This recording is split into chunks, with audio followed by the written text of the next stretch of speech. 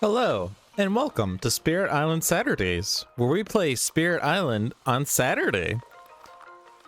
Handelabra believes in civil rights for everyone and in being as inclusive as possible, so any comments or activity actively work against those goals are not welcome and will not be tolerated. You can follow us at Handelabra Games on Twitch or Handelabra on Twitter, Facebook, and YouTube.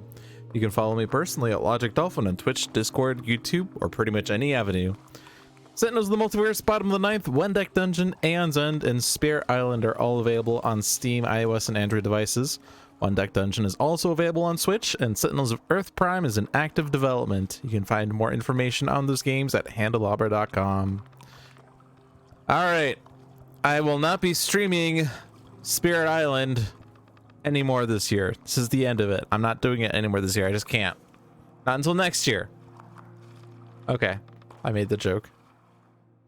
I am here by myself, as indicated by Seamus walking in and saying good relevant time of day. So Lunaria says, is this the week where we finally do the challenge? To which I replied that we did the challenge 2 weeks ago and Lunaria wasn't here. To which Lunaria said, I even said I wouldn't be here. That's unfortunate. I don't have plans on doing the challenge today, but maybe we'll do it again. Maybe when Seamus is here. I mean, Seamus is here. Wait a minute. So when I do solo Spirit Island, I tend to either do a 4-spirit game or second wave. I think last time I did a second wave, so I guess this time is a 4-spirit game. I usually just go here and I hit this and do 8 to 10. It's gonna give me thematic France 2. No, it didn't. Whoa. Wow. Because every time I click it, it gives me thematic, but this time it didn't. I'm amazed. All right, we're playing Sweden 3 with Rituals of the Destroying Flame. Honestly, don't really care too much for this scenario, but whatever. It makes the game harder, so it works. All right. So, Sweden 3. So, swayed by the invaders. After invaders explore into each land this phase, if that land has at least as many invaders as Dahan, replace one Dahan with one town. Heavy mining. If the invaders do at least 6 damage to the land during Ravage, add an extra blight. The additional blight does not destroy presence or cause cascades. Population pressure at home. During setup, on each board, add a city to land number 4. On boards where land number 4 starts with blight, put that blight in land number 5 instead. Find steel for tools and guns. Towns deal 3 damage, cities deal 5 damage. So, they do extra damage. If they do 6 damage, they add extra blight. We have extra city to start with. And they can put extra towns if they explore and escalate when there's more invaders than Dahan. Dahan are not safe. But Thunder Speaker's here, so we should be able to make this work. Rituals of the Destroying Flame. The invaders carry some strange immunity to harm. Is it magic of their own? Their disbelief in the spirits is anything other than superstition? Or the patronage of some great spirit unseen and undetected? The spirits have found a way to break that immunity, but it comes with a price. This scenario is notably easier for spirits that generate lots of energy, e.g. Keeper of the Forbidden Wilds. This scenario is notably harder for spirits that rely heavily on damage or destruction to keep invaders in check, e.g. Lightning Swift Strike, Sharp Fangs, Behind the Leaves. Well, we don't have those, but I don't know, you could argue that some of these guys rely on damage, like Thunder Speaker does, but... Alright. Difficulty 3. World changes. Invader immunity. Whenever anything would damage or destroy invaders, ignore that damage or destruction unless either there is a flame marker within range 1, or the spirit using the power or ability pays 2 energy. For non-spirit effects, any spirit may pay the energy. 2 energy covers a single Dahan counterattack, a single land affected by a main/Dahan/token event, or a single land affected by a fear card. Any invaders left in an illegal state because they were not destroyed, such as by drowning, are moved to the closest land they can legally be in. Invaders are similarly immune to any effects which would happen instead of damage or destruction, such as Bringer of Dreams and Nightmares. Hello, I'm Bringer of Dreams and Nightmares. Ritual of the Destroying Flame. Each turn, after all growth is done, one or more spirits may perform the Ritual of the Destroying Flame. Each spirit performing the ritual forgets a power card that grants fire and chooses a land where they have presence. Add a flame marker and a blight to that land. This will destroy the presence as it normally will. Gain energy equal to the current invader stage. And if there are invaders in that land, do fear... And John was talking about how do fear is a weird phrase. Do fear equal to the current invader stage and 1 damage per Dahan present. Flame markers are permanent. They are not limited in quantity. Right. So at least the damage per Dahan rule works really well with Thunder Speaker. Gain energy equal to current invader stage, so the earlier we get to set up, we only get 1 energy, but later on we'll have 2 or 3 energy. But the blight means that, well, the island could get blighted faster. And we have to forget power cards that grant fire, which means that we have a cramped setup. The reason I don't really like this scenario is because it just seems it's heavily punishing on the spirits. But whatever, it's the game. Adversaries are punishing to the spirits also, so whatever. I feel like I complain about it too much. I feel like scenarios are more meant to be kind of net neutral, whereas adversaries are, of course, like pro-invaders. But this scenario just seems very pro-invader. It seems like it's a second adversary.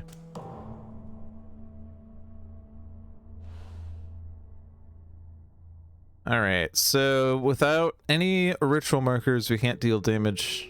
We can still push though, right? Yeah, it's only when damage or destroy would happen. But of course it blocks the bringer rules, so I can't actually do the fake damage either. They're immune to their nightmares. So,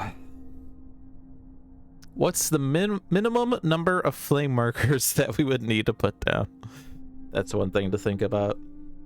One of the interesting things about math is that you can always ask the question, what is the smallest natural number for blah, blah, blah?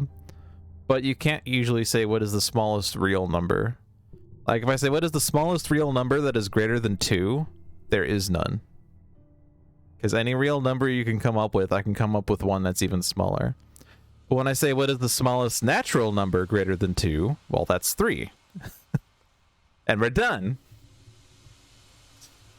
So there is a smallest natural number that pertains to the number of flame markers we can put on the board. I'm kind of thinking like one goes here that will cover up like 6 spots on this board.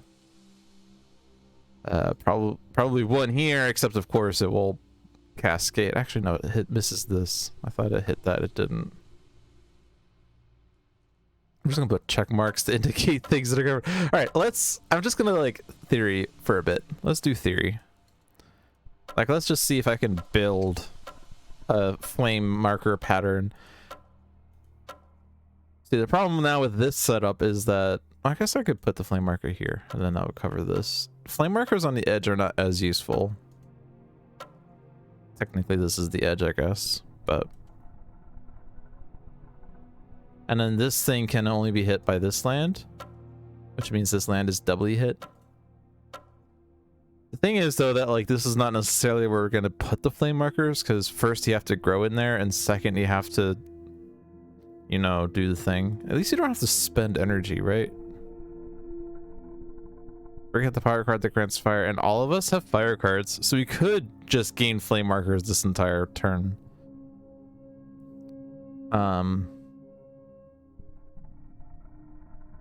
And yeah, choose a land where you have presence. You have to grow there and then place the thing. So, all right.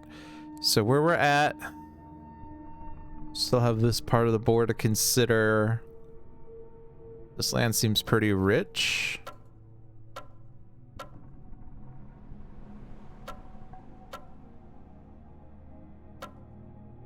And then these are the last 3. And that hits everything. I think. Everything's hit. Is there a button to clear all the markers? Do I have to do this manually? I feel like there is a way to do it, but I don't remember what it is. So this is a pattern that works. It's not necessarily minimal. All right, see ya, Lunaria. Happy New Year. So yeah, this is a pattern that works. It's not necessarily like the only way. It's not necessarily minimal. I mean, obviously it's not the only way, but it's not necessarily minimal. There could be a way of doing it with one less. This will give us a covering with 6 flame markers. So the energy is if we decide to deal damage without a flame marker, we have to spend 2 energy. But if we put the flame markers, we currently gain 1 energy. This land has Dahan, but no invaders. And the others do not have any Dahan, so it's not necessarily correct to even put the flame markers there because it doesn't really positively benefit us. For instance, if I put the flame marker in D7, it will damage the invaders, but...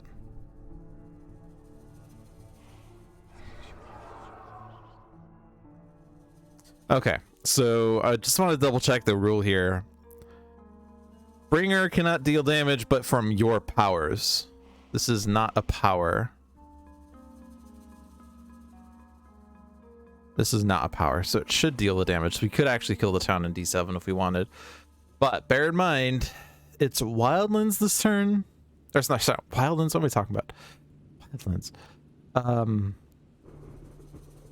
Wildlands is from Lightning Returns, isn't it? Yeah. It's Wetlands this turn. So, like, killing this town doesn't really positively benefit us. We would like to deal with the invaders that are in these wetlands. But how?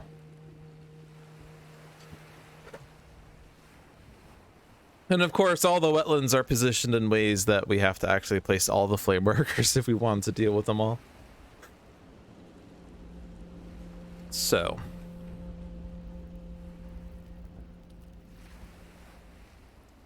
The other thing to consider is that if I am forgetting power cards that give fire, they're currently all my innate cards, so I don't like that. I mean, Sudden Ambush is an expensive card for what it does. Manifestation is expensive, but major power level. Props Wither is really good. Mantle of Dread is good. Absorb Essence is mandatory. The gifts. Oh, this is Aegis. Sorry, that's not the gifts. Gain a power card. No, sorry, this is not even gain. This is play another power card.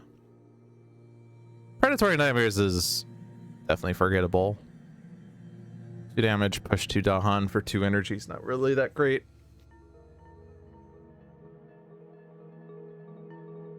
So, one thing that we have to think about is, do we place flame markers? Probably place them only if we're going to use them this turn. And then secondarily, we have to then figure out who places the presence there and then forgets the power card for that. Hey, Licky, welcome to Sweden 3 Rituals of the Destroying Flame. And this is Sweden, so they're dealing extra damage. Like, this wetland right now is currently getting double blighted because it's 6 damage. And then this is building a city, and that's going to be 9 damage.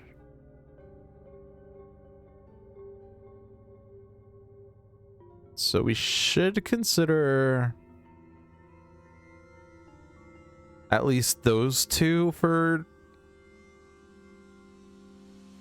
blight mitigation somehow.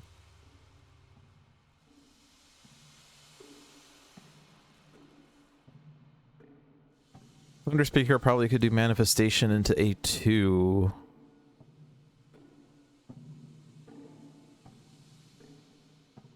If I do put the flame marker there, it would have to be Thunder Speaker that does it. Otherwise, another spirit puts its presence there, and then that blight will destroy both Thunder Speaker and that spirit's presence. The problem is Thunder Speaker doing that would also result in having to forget.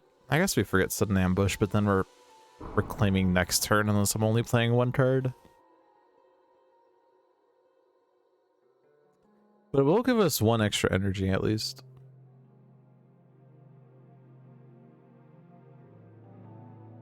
There are two, yeah, so I get the 3 Dahan in here, even with just one presence, it kills the city with manifestation. So that would solve that one. For B6, I guess we could do Aegis. Aegis wouldn't solve it, though. If I put Serpent in that land, and I somehow get 2 Moon, 2 Earth, which is really difficult on turn 1, then we can push a town out, but that's definitely not happening. Aegis is defend 2, and then if I absorb this turn, it'll be 1 more defend, so 3 defend. It would block D3 and B1. But then B6 would still be too much. 5, 8, 9, minus 3 is 6, so there would still need to be something happening there. Maybe a power card that Serpent gets. So yeah, let's definitely see what we get here. Mountain Jungle, push a town, Explorer doesn't work. Blight removal is potentially really good in this. Plus it gives all of the elements needed for add extra presence. But it doesn't give fire. The only fire card is here. So if I want to place a flame marker with Serpent, I have to forget Gift of Flowing Power.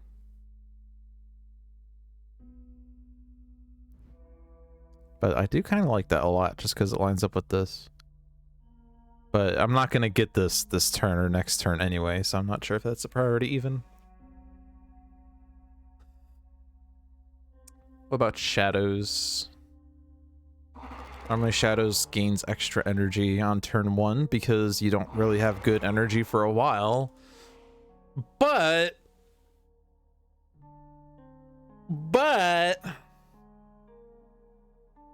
is that even helpful?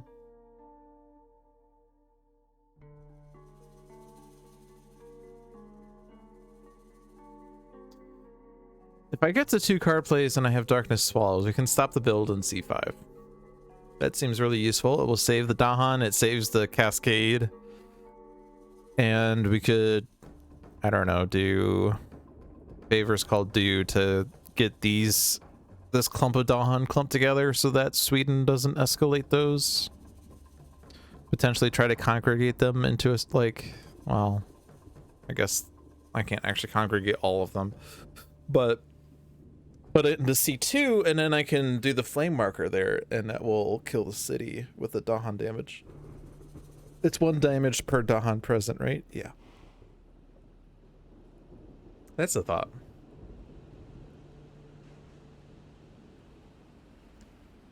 I would have to forget a fire card. I don't have to do it this turn though. I just have to be able to gather this Explorer out. Okay. What about board D? If I can defend D1, then I would want to put the flame marker in D8. And it could be defended with Bringer doing the usual fear game. Does this card gather or push? It gathers. I can gather these 2 singletons into D1, not necessarily this turn, but next turn. I don't need the flame marker this turn, but I could do major power. Presence into D1, gather 2 Dahan, major power into D1, gains 4 energy, and I could play it or keep it. Next turn I do the flame marker in D8.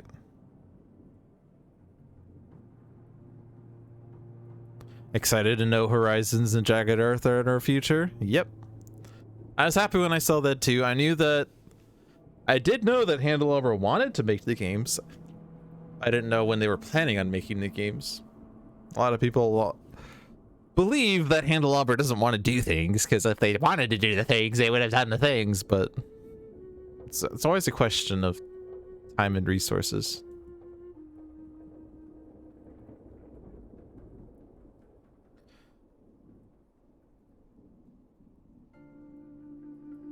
Let's go ahead and do that plan with Bringer. None of these are fire cards.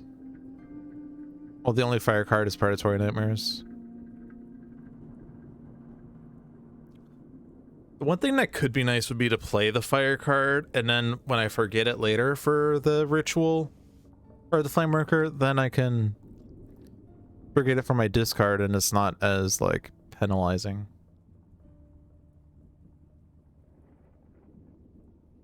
I think blight removal is important down the road.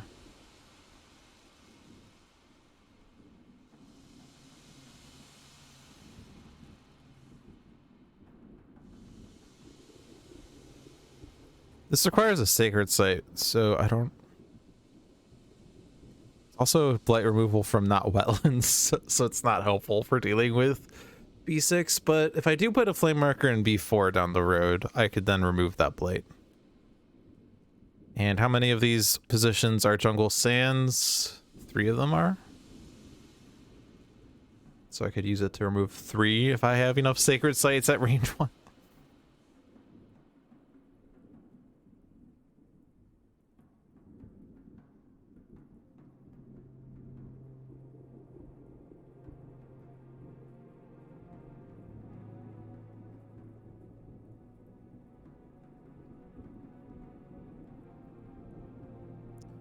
Okay, what next?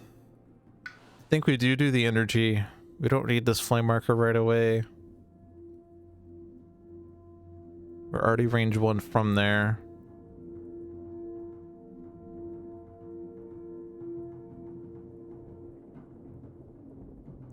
So this is range 3 presence, so I'm inclined to put this somewhere and then use this to start making sacred sites. So like long range here.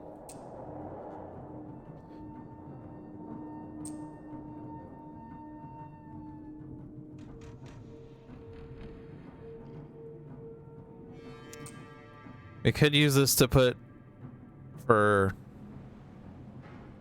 ritual markers. Whatever. Words. Flame markers. But growing... Oh yeah, A5 is kind of annoying. I don't have a plan for A5 yet, do I?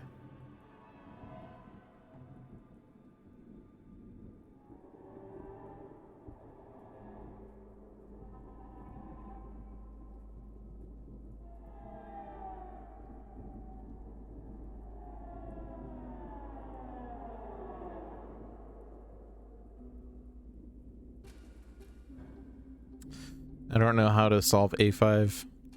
I guess it depends on if Shadows finds a power card that helps. Like a defend card. So if it's going to be find a defend card to deal with A5, then I just grow into A5.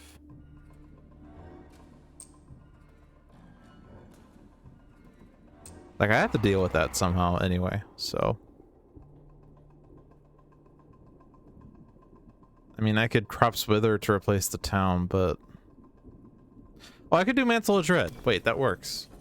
It just works. And then I have to play a Moon card, and I don't want to play this, so I can keep fire for next turn or something. Still Favors Called Due, that was the plan. Alright. So then I have the Gather, so that solves this. Then we'll have this solved, and we'll leave the eyeball there for a second.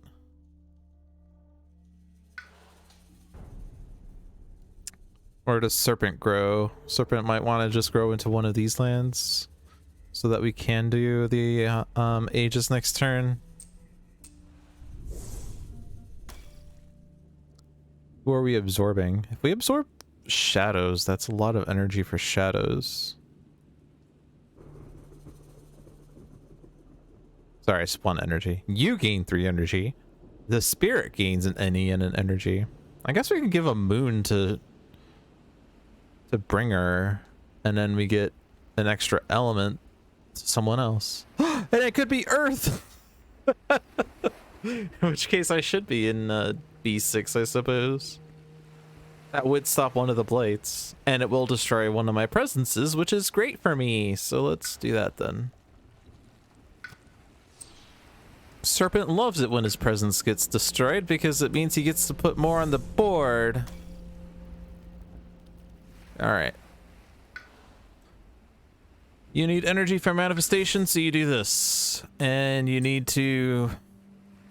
Well, you don't have to be in that land anymore.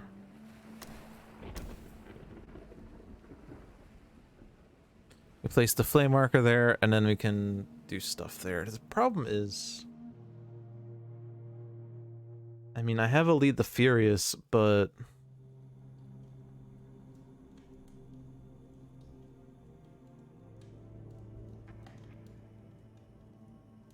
I don't have a place I can use it.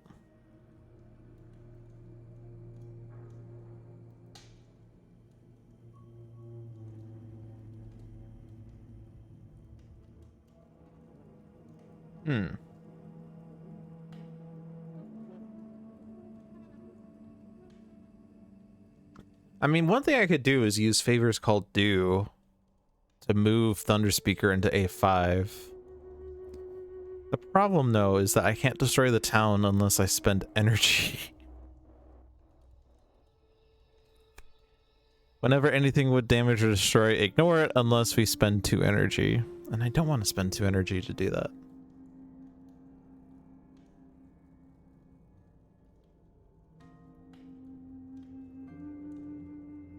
Oh, but I could...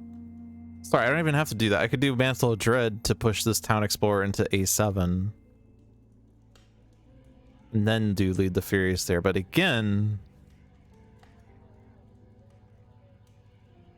I can't do that without spending energy.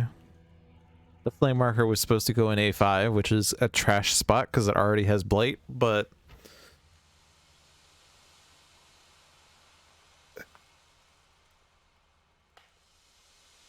Can't really put it anywhere else that would be any better. I mean, I can't put it anywhere without moving, like, this presence out, but if I move this presence, then I don't have range for...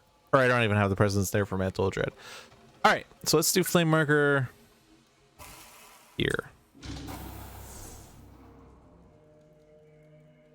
I could spend 2 energy, honestly. Like, that's actually not a problem, but...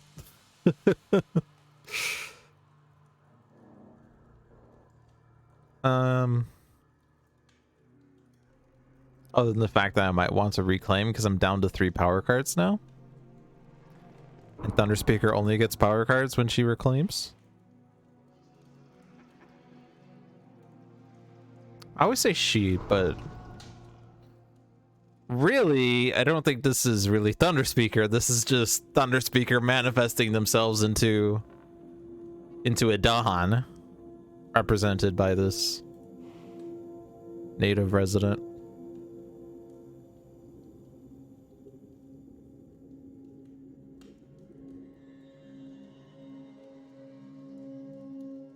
Like, the whole thing about the spirits are that you just see them like you see faces on toast. They're very subtle. All right, any other ritual markers to do? The answer, I think, is no, so we're done.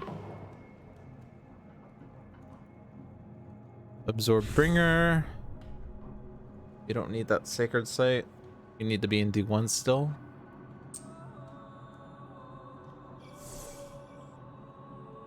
Spirits may yet dream onto Serpent, so we can get the Earth to push the town. Your card says invaders do not explore into lands with at least 2 Dahan.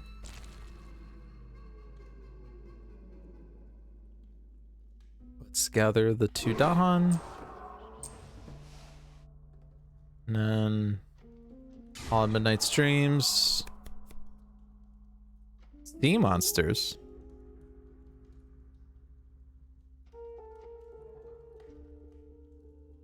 On one hand, we have a cast down into the briny deep. On the other hand, sea monsters.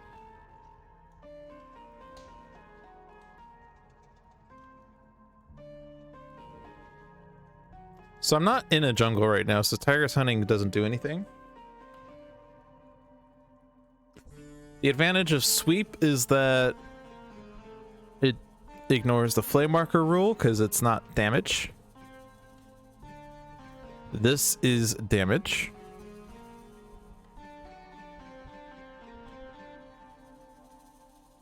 And this is destruction.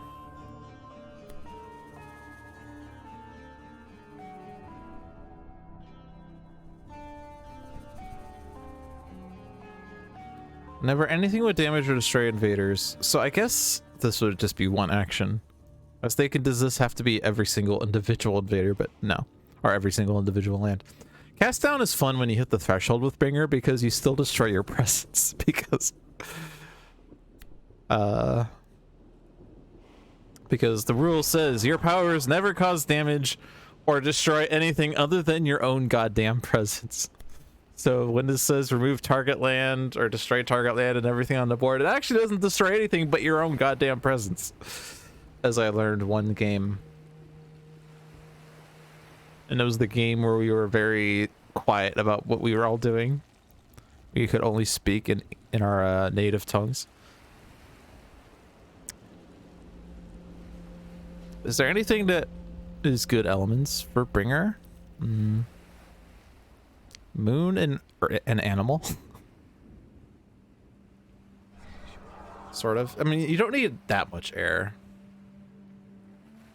The animal gets you the upper thresholds of night terrors. The moon helps with getting the 3 moon for spirits may yet dream.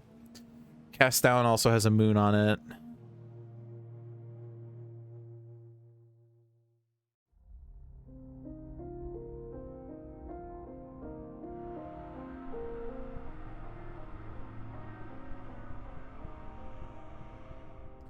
So I don't have the energy yet. If I forget this power, I gain energy and then I may play the major power. I don't have to do it. Also, none of these have fire, so I can't forget them for the flame marker, but you wouldn't really want to do that anyway. We do want the dread apparitions for next turn for defending in D1. I mean, we could spend energy with sea monsters instead, but that seems bad. If I take Tiger's Hunting and I forget Call on Midnight's Dream. Oh, I didn't do this yet. Oops. The only way I could still do that would be to play Tiger's Hunting. Whoops! We lost Fear. I was supposed to do Night Terrors first before I lose elements. Lose elements?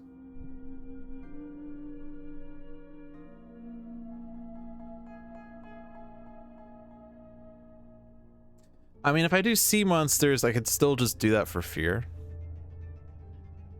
I will get 4 energy. I could spend the energy.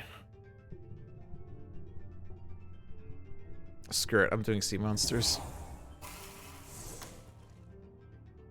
And you can't stop me. Alright, so I lost 1 Fear because I didn't do this before I lost the moon. Alright, and this is Gather.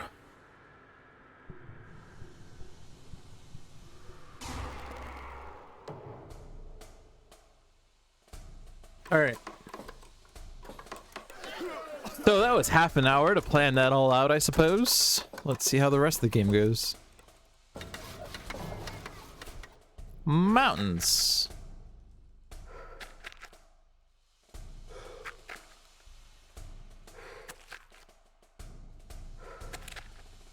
This flame marker does not work for any of the mountains. Excellent.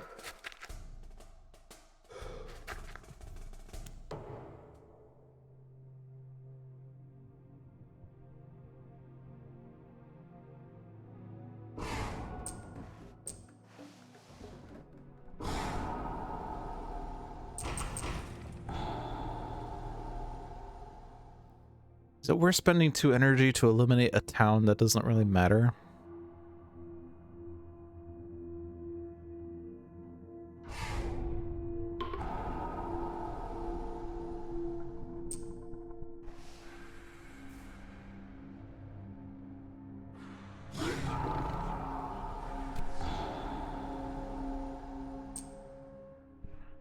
Don't go into the mountains.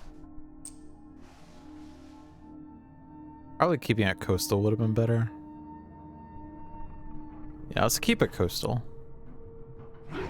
Because I could hit it again with sea monsters.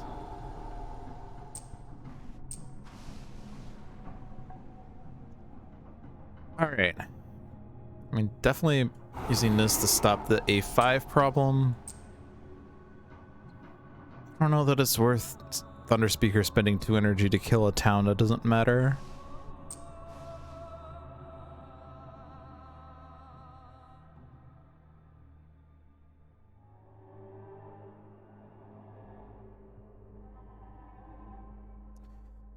Doing the gather from C3 again would be good. Assuming that, like, if I am placing the flame marker in C2, I'm forgetting Crops Wither, so I'm not necessarily... I mean, I guess I could forget Mantle of Dread. I'm still playing this card then.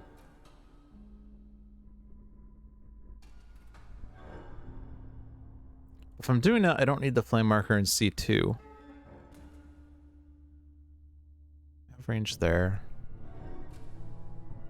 Flame marker in D8 stops the D8 build and allows me to deal damage in C7, but I don't actually have damage.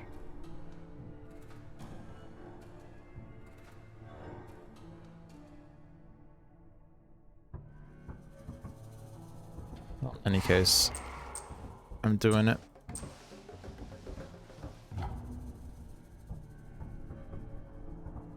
Oh, I was like, that's a lot of fear, but of course it is. All right, I'm not doing that. Oh, whatever, I'll do it. And I'll land just to make sure I have nothing else. No harm, no foul. We have the fear card that says invaders do not explore into lands with at least 2 Dahan. Does that do anything? The sand says 2 Dahan. The choices are sands or jungle. Jungles, B8 would be missed. Sands A7 would be missed. B3 would be missed. So Sands is slightly better for that then.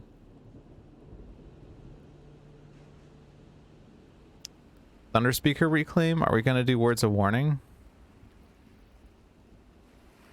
We're not really in range of any Ravage with Dahan, so I guess we are doing the Reclaim. Cards with fire are good. Growth through sacrifice would have been nicer on Serpent. Whoops.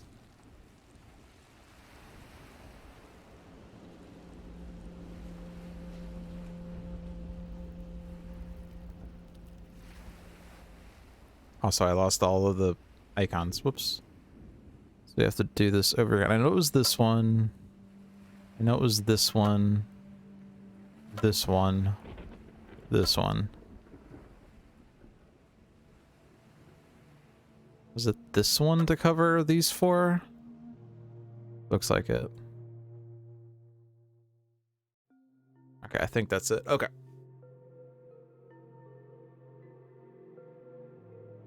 In any case, Thunder Speaker is not putting a flame marker this turn unless somehow she ends up pushing Dahan fast, which we don't have that card anymore, so... Priorities are... what? An animal, but mainly sun and fire. None of these are sun cards. Good.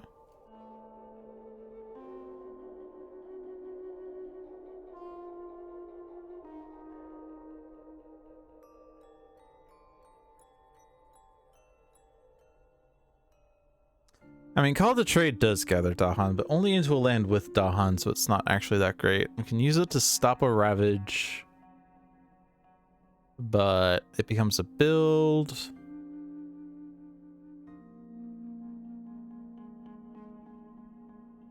Land of Haunts and Embers to stop city builds, potentially. Like, we could stop the city build in C7.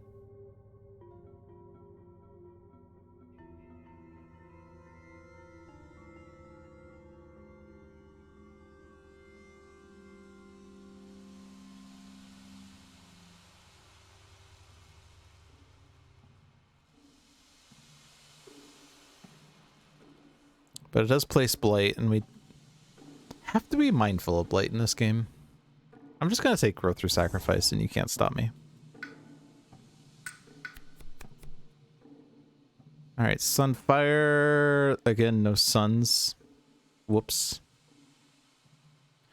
Defend 2, gather 2 explorers. That's pretty good. Stops these two builds.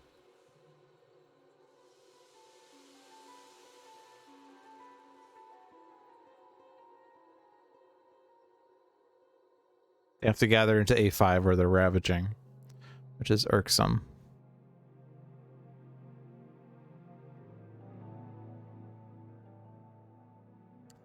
Before I decide on that, you're also gaining a power.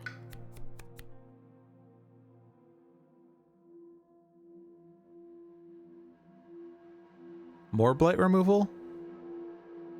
Jungle wetlands. That adds wetlands to us. It's another sacred site thing.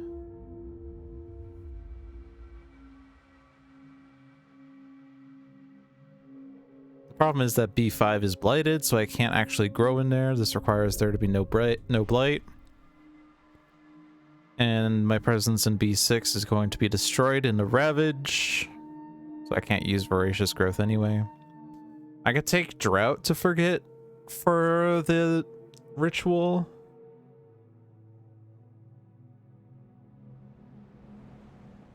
It'd be nice if I was intending on dealing damage in B7 or B2 this turn. Sap the strength would defend B6. Aegis plus sap the strength. Actually just sap the strength, but I'm also Aegising. But again, I want that presence to be destroyed.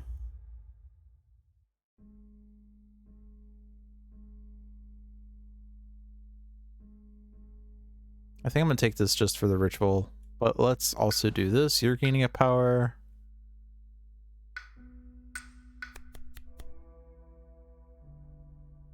Okay.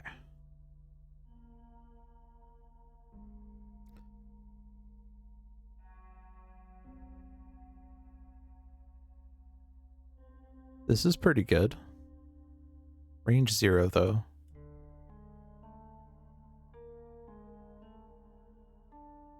If I wanted to get the flame marker in C2, then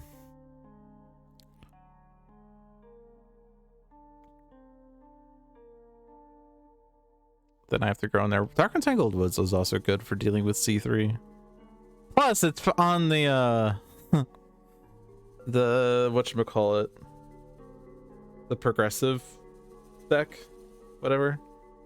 The thing where if you don't know how to play Spirit Island, you do this so you take powers without having to make decisions, and this is like the first power, and it's literally just there so that you can take Jungle Hungers down the road.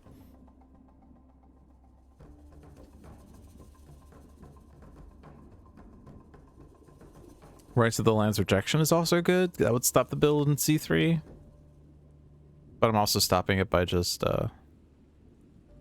gathering that Explorer. In any case, I don't have enough energy to play these and Crops Wither. Which means I'm just going to be taking energy this turn, most likely. Crops Wither seems better than Mantle of Dread because this replaces... could replace cities. I could take Visions or Rites to forget for the ritual, the Flame Marker. You're doing a ritual here, aren't you? Yeah, it's the Ritual of Destroying Flame. And that's the scenario name. That's why I keep saying ritual. Okay. Now I know why I was doing things. So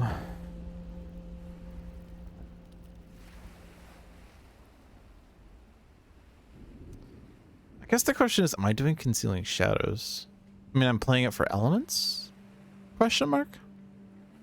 I mean, I guess I am. I mean, I have to play a moon. Moon and fire. 2 moons and fire, I mean, that is. But I have to do this to stop the build anyway. But, like, Concealing Shadows isn't going to do anything. I guess I could do it into B1. But that's useless. That's defended already. Yeah.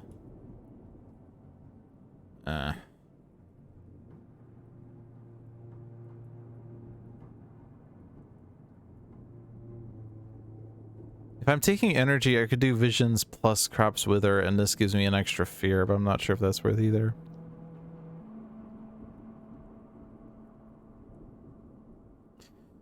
Am I gonna put a Flame Marker down? If not... Actually, we're doing the Flame Marker in D8 with Serpent, probably. Serpent's also gaining a power, most likely.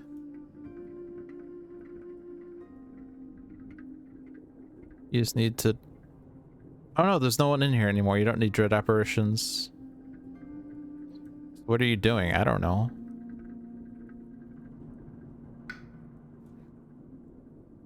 Reclaim 1 to get sea monsters back?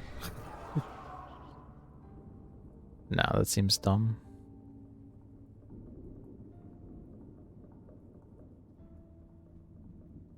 If I am putting the flame marker in D8, then I don't have a sacred site for predatory nightmares anywhere, but I also don't have a reason for dread apparitions. I guess this is range 1, so I could like throw a defend into C8, but it's only 1 and I need to defend 3 in there. So maybe if this is a power card that adds fear at range fast.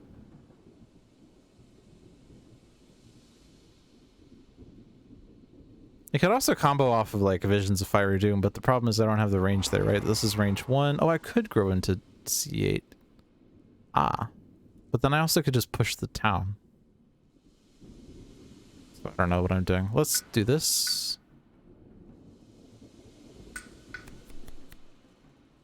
Portents of Disaster. That is a moon and an air, but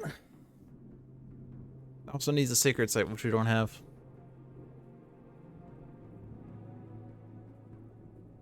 Moons are good.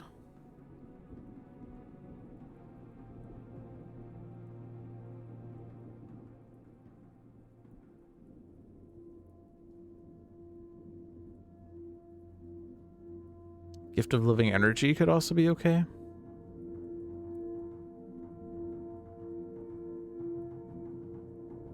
Animated Rack Root at least does something if I don't destroy the Explorer. If I don't have like flame markers, I could just add wilds, and wilds are fine. And it's free. Pull Beneath is fake damage. I could do it into like D7 because I will have the flame marker in D8.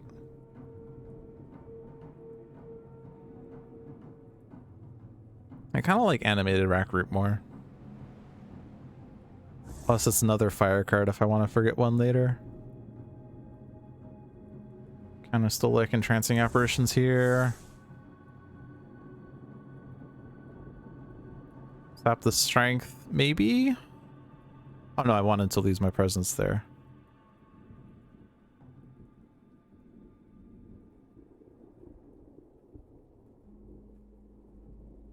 If I do the Flame Marker into B4, then the Dahan in B1 does deal damage, so that would be worth. I'm gonna take Drought to forget it then.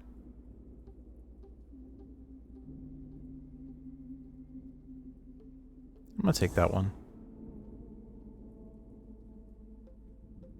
Alright, so your presence goes there to do the thing.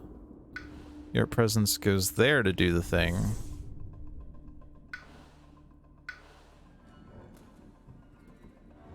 What about your presence, sir? C8? I think the plan was C8. Alright. Ritual. The option is this.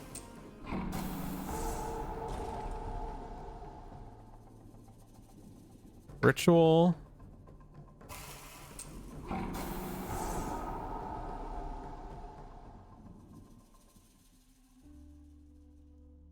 You don't need, you're not doing a ritual? Alright.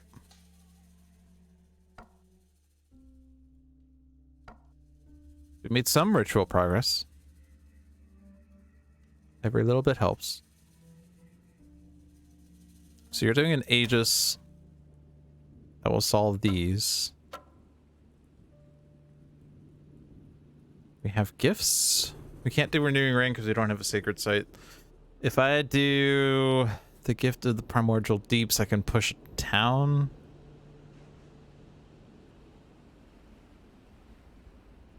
Only have one earth and one fire, so I can't actually get the damage threshold here, but yeah, extra minor powers could be good. You're playing nose cards? I guess you don't have to play Dread Apparitions, but if I give you the Gift of Primordial Deeps, you could get a moon and an animal. In which case you could throw this around somewhere. Maybe give Serpent the Fire so we can kill the town in V5.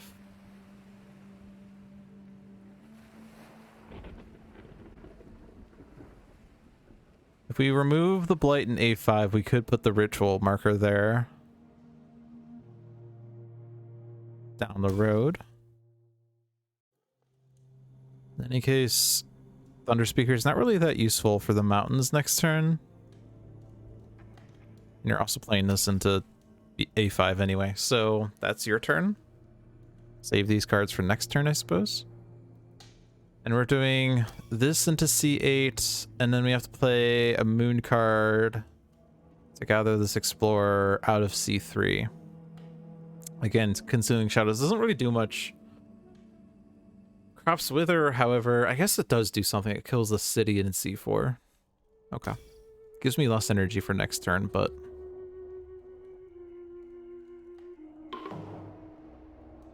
I guess we could gain a power next turn again.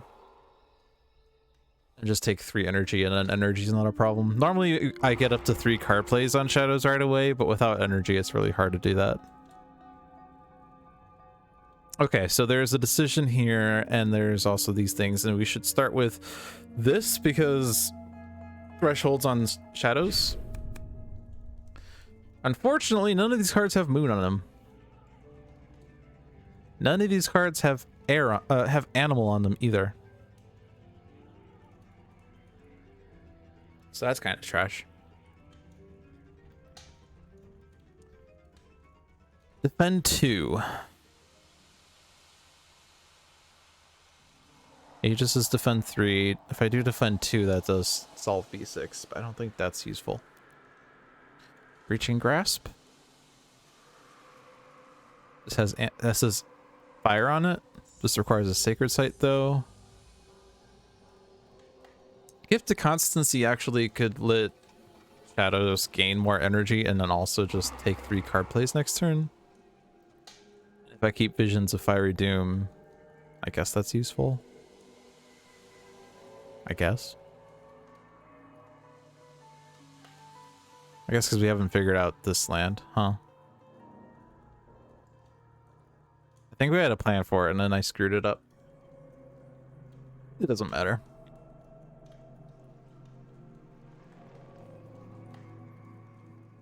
I'm gonna take Gift of Constancy.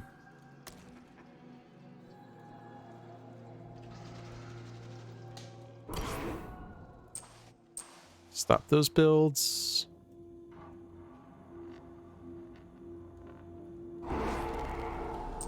Do that. Do that. Do that. I guess there's also like a fear card decision. So before I do all that, let's see what the fear card is, because that might influence our later actions. So yeah, here.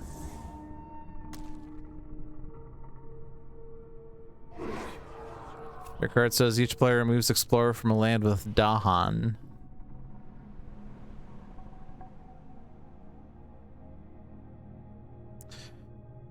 So if we are getting this fear card, that means C3 is gone. Is it? It says removes. It doesn't destroy, it just removes. So that's it. That bypasses the immunity. This would be a remove as well. This would be a remove. So I guess that slightly does something.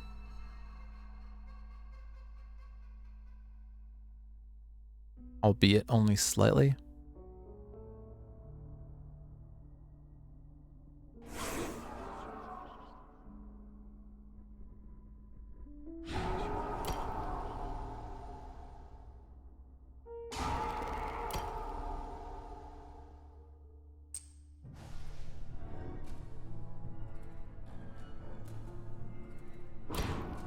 don't know that we're hitting that though, are we?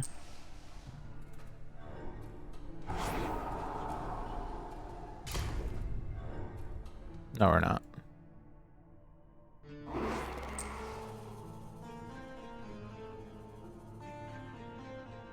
I actually don't have that many presents.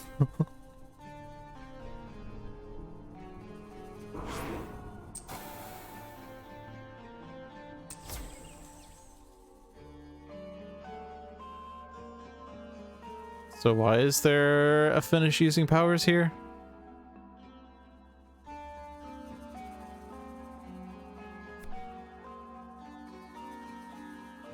There's no underlying thing left.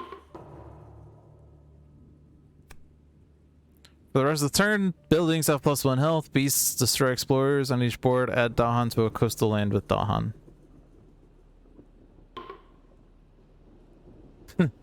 Problem with choose for me is I don't know which beasts this is. Yeah, it's not hit choose for me.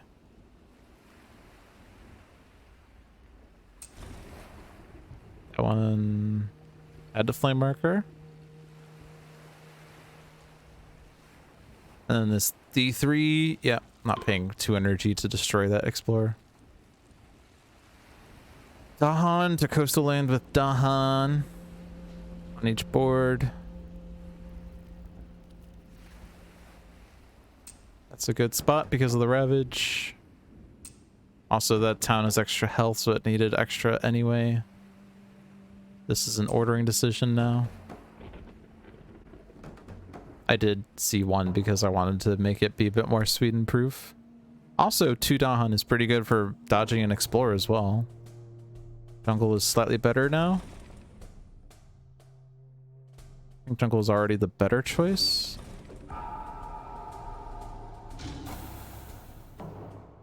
There's 2 lands with 2 Dahan, 2 jungles with 2 Dahan. The sands, I think, had 2. Yeah, so it's actually, that fear card is stopping 2 either way.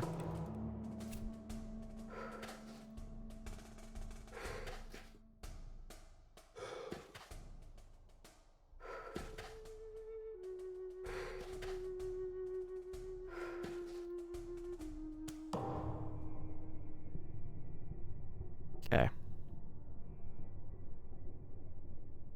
So we have the city in C7. It's a bit annoying. Towns have +1 health, so I can't actually kill the town in B5 now. Great. But I can push it? Yeah, I can still push it. I just can't kill it. I didn't get the fire anyway, so I don't know what I'm talking about. I was thinking I got the fire off of this, but I didn't. But I can still push the town out, and that will stop the blight there. I don't want to push it into B1 because we're going to start escalating and 2 Dahan is not safe.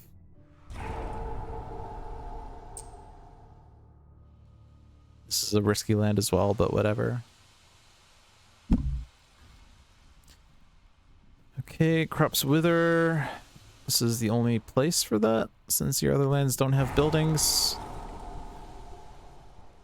Animated rack root. It would be a fake explorer destroy anyway. The wilds in D1 seems fine. It is Sweden proof, but stopping an explorer into an empty land is also really good. And it's 40% that is coastal or wetland, so on the other hand, it is, you know, a target for sea monsters. But again, it's only 40% chance to explore there anyway. And we could do sea monsters in the D2 instead.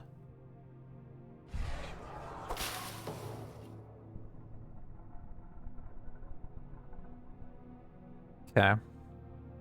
So I don't know what I'm doing with C7 because we don't have a defend there.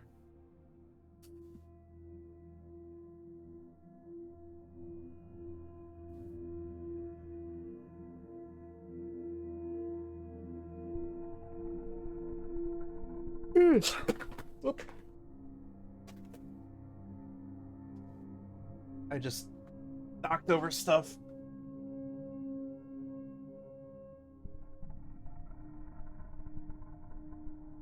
Sorry. It's already protected by Fear card. The Fear card only lasts this turn. So, yeah, it's protected by the Fear card, but we're talking about next turn and onwards. This Wilds will persist, but the Fear card is only temporary. Unless we're talking about the next Fear card. Each player moves an explorer from a land with Dahan.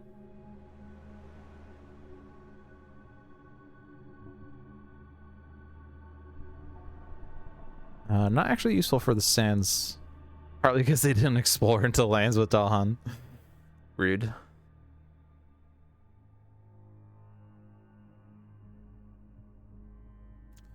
We have a Concealing Shadows for next turn. Does that do anything? Mountains Ravage. Saves this Dahan, but then it gets usurped by Sweden anyway.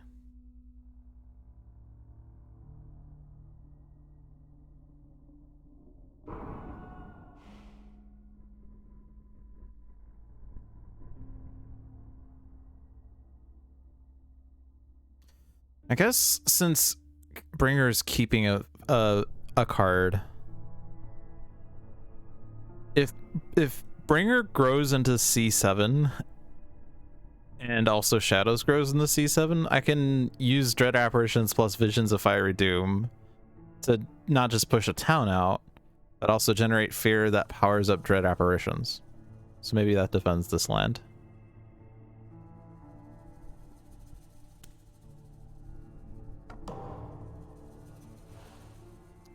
So Bringer needs to grow into here. And so you have, for you to have 2 cards, you're going to gain a power card. Also, we lost the icons again because that's what happens.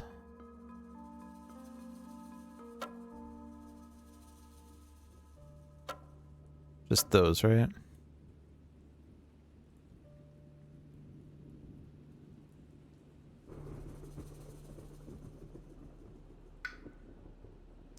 So I could put a Fear Marker into A5 this turn if I forget Mantle of Dread or Crop's Wither. That was the plan why I removed that Blight with Thunder Speaker, was so I could do that on a later turn. It could help Thunder Speaker deal with A4. It's a pretty good candidate for the next Manifestation. Just do Voice of Thunder and Manifestation again. With 2 presence and 4 Dahan, that's 8 damage. They're adding a town in here. 3, 5, 7, 8. Yeah, I would kill everything but 1 explorer.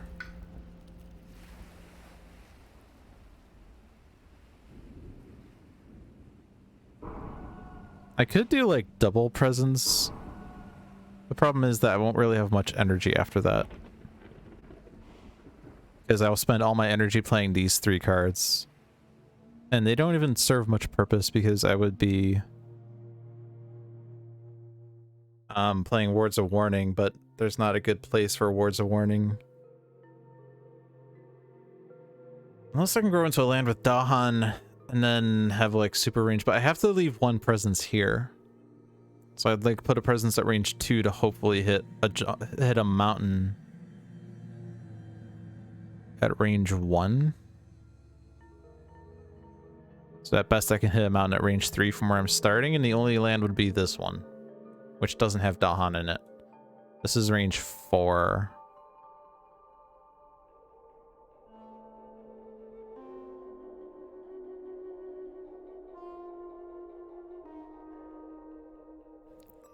So I don't have to do this growth.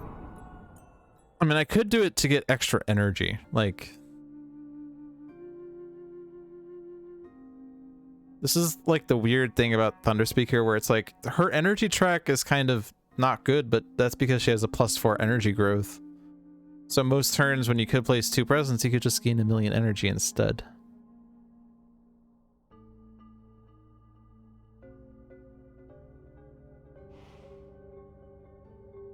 And I could use like Gift of Flowing Power to play Words of Warning if I really wanted, in which case I should just like take more energy, but I mean, I'm reclaiming with Thunder Speaker next turn anyway. Does this give me anything? If I take this air, actually it kind of does. It means I can do these things fast. The gather and the damage. The Furious Assault, that is. but so it kind of does something, but it's also not really that helpful either.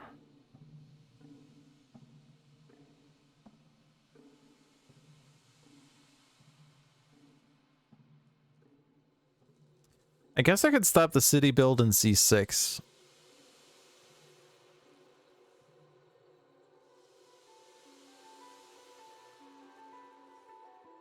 I would have to do like range 2 presence. Also, gathering the Dahan will also Sweden-proof these, which is good. But gather the Dahan here and then do lead the Furious fast, and then that way they don't build a city. Okay, so that's reasonable at least.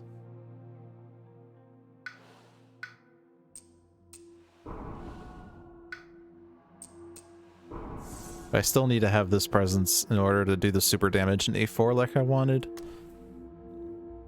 And you play the other power card by paying its cost anyway, so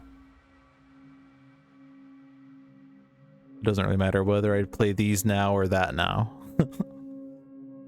I guess the thing is though that we could also decide what other power cards we're getting. So before I make commitments to this, which it doesn't matter because I could always unwind, rewind, undo. All right, that's this phase again. Okay.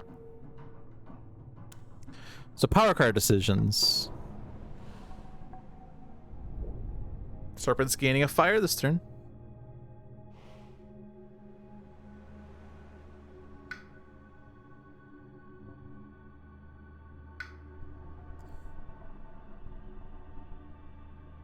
The Serpent need to reclaim.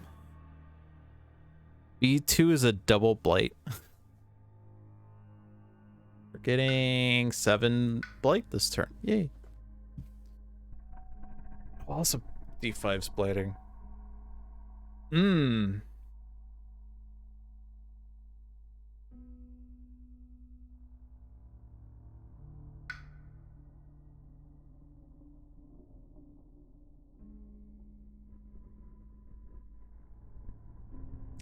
Aegis into B4 would cover B7 and stop one of the blights in B2. That would force me to have to reclaim cards. But actually I don't. It's actually okay because then I could put the presence into B4. I lost my things again because I rewinded. But yeah, moving into a land with blight is actually okay. And the Aegis works fairly well.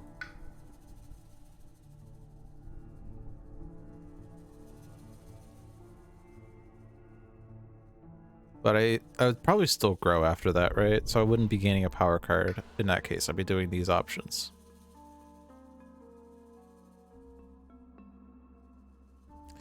You don't have any other defend cards? And you needed to grow into C7 for things to work, so you do this growth. A defend card into D5 would be nice, but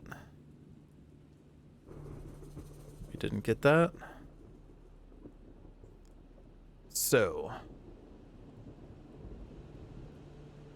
animal is good because it gets us more fear, basically. That's actually, it doesn't even get us much more fear because we don't have enough moons.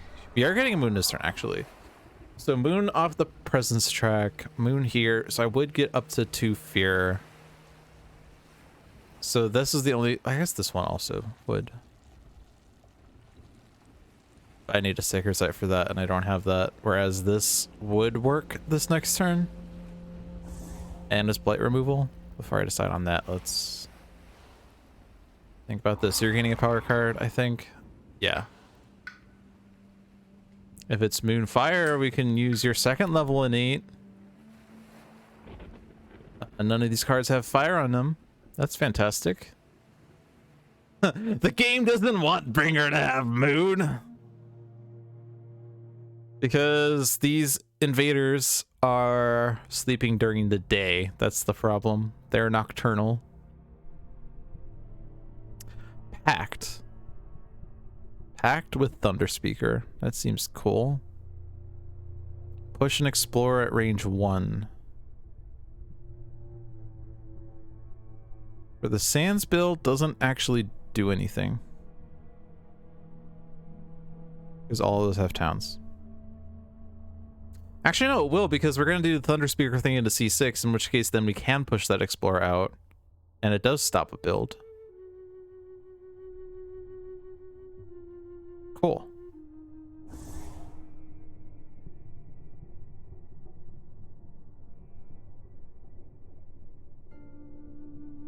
And I was doing that one. Okay.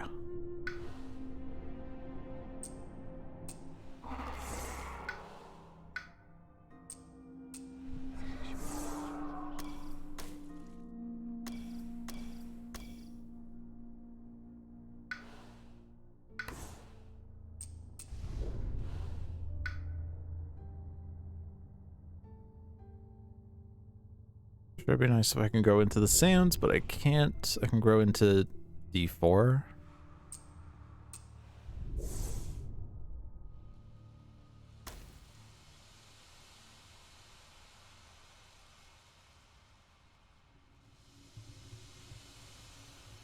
I was playing this one. Okay.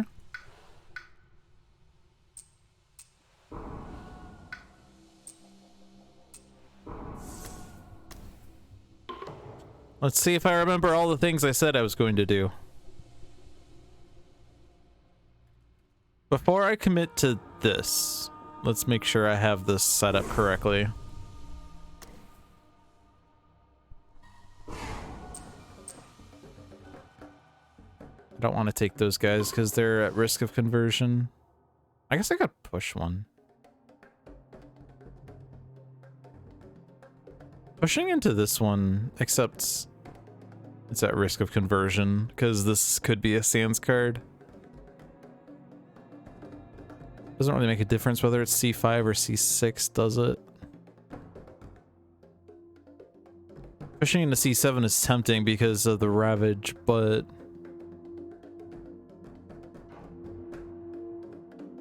or even explore from a land with Dahan. Ooh. So I didn't actually need to use this for C6 then.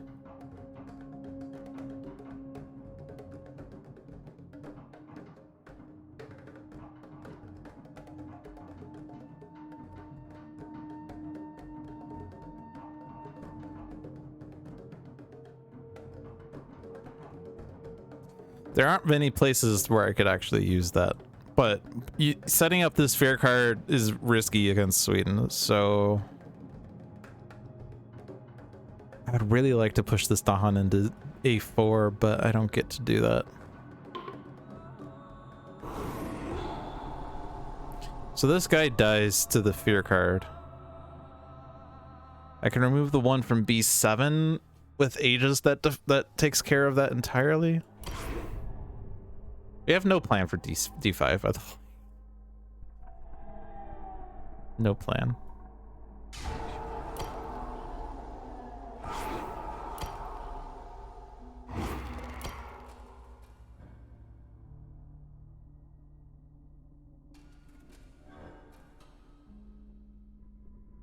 I could have pushed this into C6 and used the Furious Assault to deal with that, but then I would still leave a singleton in C5.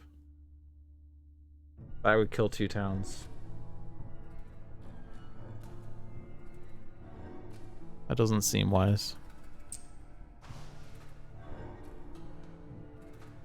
I'm in danger. Delusions of danger. I'm in danger.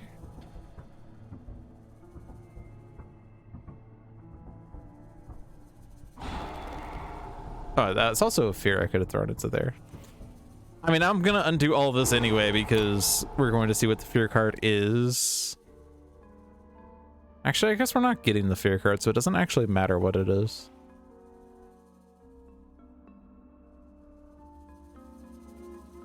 I could push an explorer into a land with Dahan so that this fear card does more.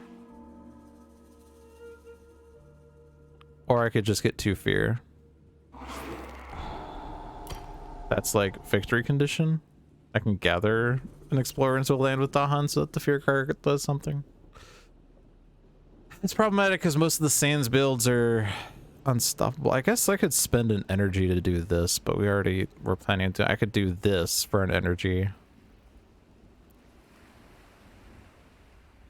And then the mountains, I don't have the Wards of Warning for. Does this give fear? No.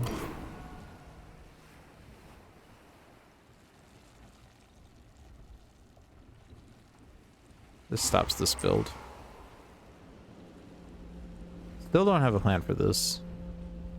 I guess I have to deal with that. We're only getting 3 Blight this turn. It's not the worst. Did I want to do a flame marker in A5, by the way? I forgot that I might have wanted to do that. Alright, I am hitting undo a million times after all.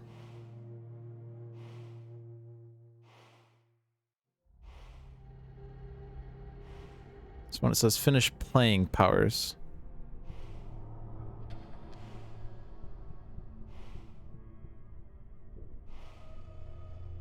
Or cards, okay. If I do that, I think the Cart Invader stage is stage 2 because this is the topmost card, right? So I would get 2 energy.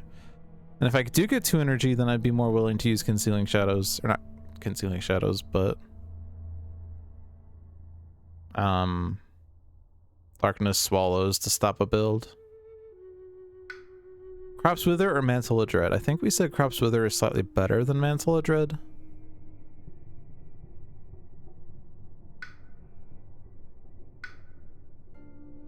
I mean, I'm keeping Visions of Fire Doom because it's really good this turn.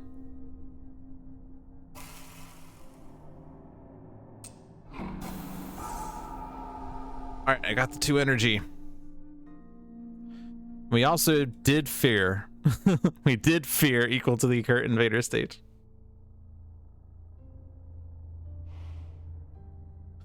Two flame markers left that we want to consider. Okay. So I think everything we did works, so I might as well use this to see what the fear card is. I don't think we're hitting it still. You don't have the any yet, right? No.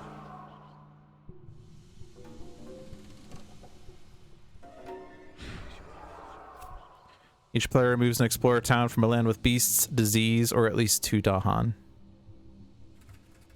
Again, it's removes. It's kind of weird because this says whenever anything would damage or destroy invaders, this says fear card. I guess there are fear cards that deal damage, right?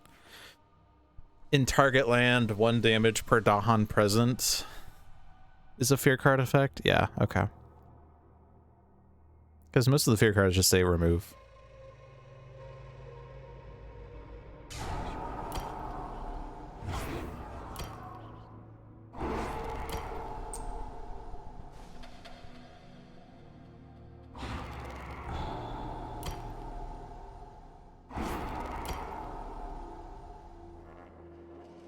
Ooh, but if I do this, this is at risk of conversion. And that's kind of bad.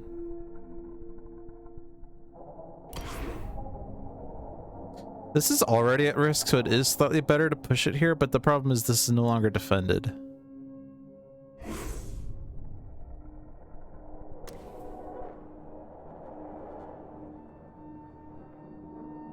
Oh, I could actually gather all of these, huh? For some reason, I thought I'm dumb. Okay, let's push the town into C6 then.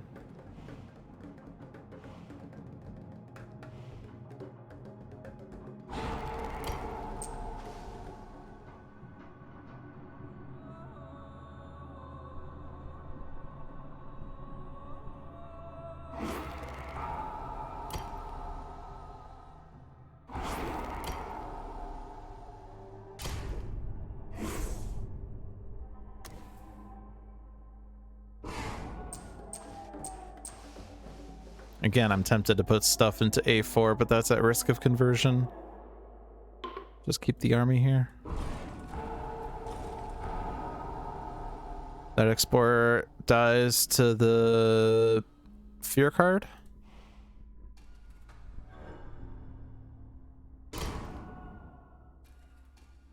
I guess actually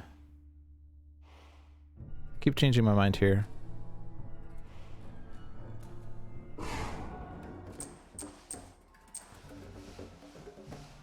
I could put stuff into C7.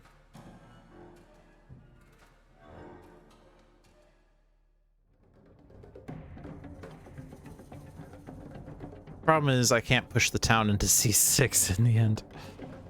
Oh my gosh. I'm being so indecisive here. Let's go back to Visions of Fiery Doom.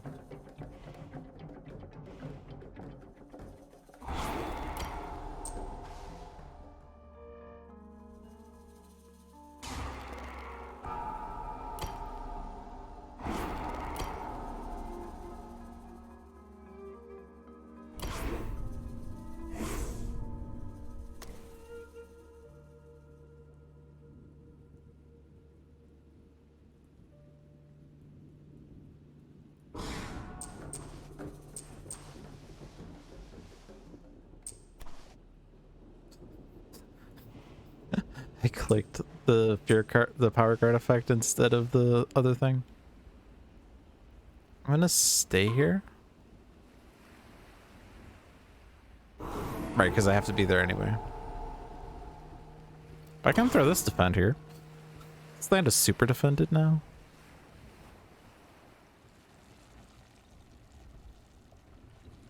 If I was doing all of that, I could have done the defense into D5 instead.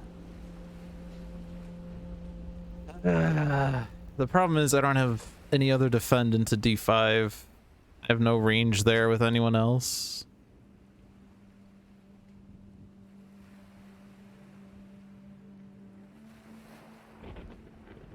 And I can't go back any further than the Spirits May Yet Dream, so I can't put my presence here now.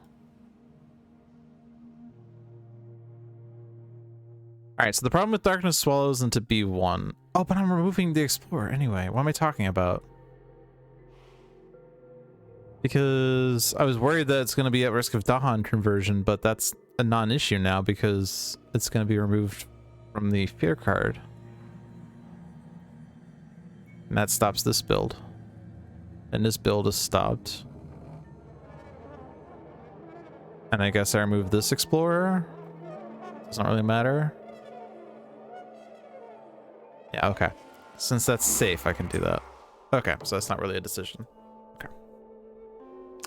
New species spread. Aided by moon. We have 1, 3, 6 moon. But we get a fear per player if I do it. I guess we have 2 moon cards we can discard, and then we have energy in some places. The problem is if I let this invasive species bloom, we could potentially add 4 blight to the board, which will end up blighting the island if that happens. Each spirit with at least 2 Dahan among all its lands gains an energy, so yeah, I can easily spend energy for this because we'll get a refund on it. On half the boards, add a disease to a land with both Dahan and invaders, do 2 damage to Dahan there. Does that help? The lands with Dahan aren't building. At least board A doesn't have a land with Dahan and invaders. And board D doesn't have a land with Dahan and invaders, so we could preserve the Dahan that way.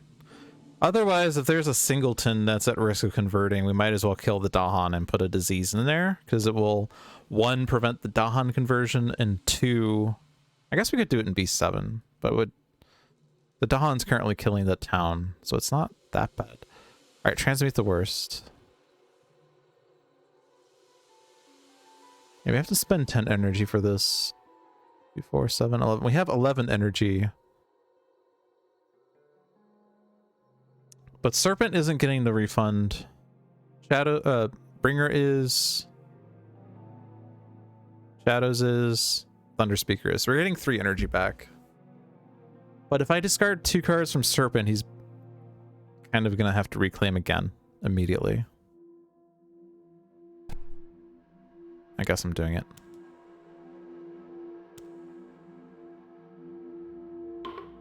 We need 6 more energy. You are the most energy rich.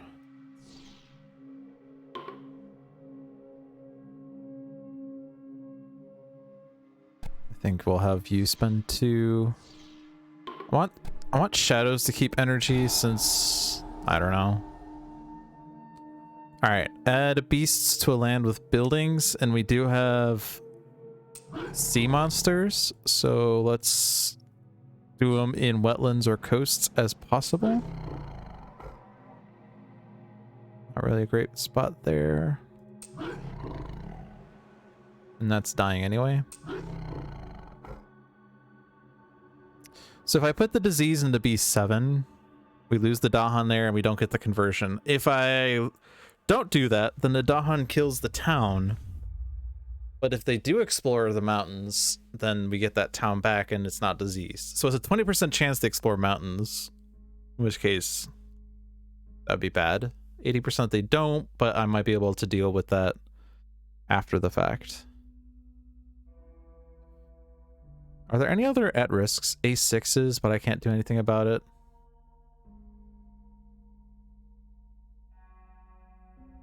I think that's it. Everything else with Dahan is going to die or not at risk. So this is the only one that's at risk. So do I put the disease there just so that if they do accidentally explore B7, I don't have to worry about... What was the fear card again? Right, the remove explorer.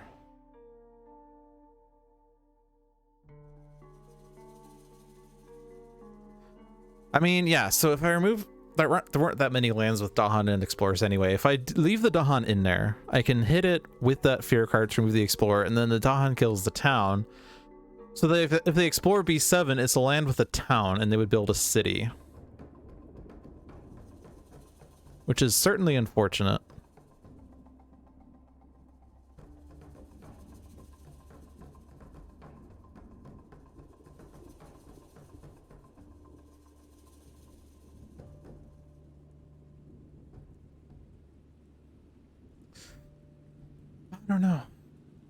I don't know. That's the only one to really think about, because the other lands with Dahan and invaders aren't at risk or need that disease.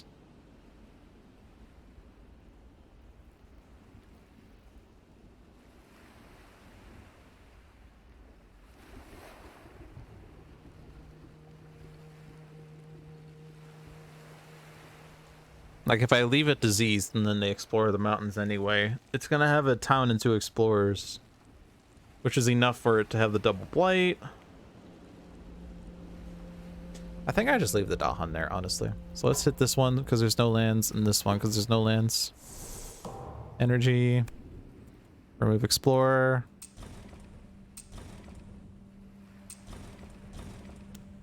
The decisions were forced in the end.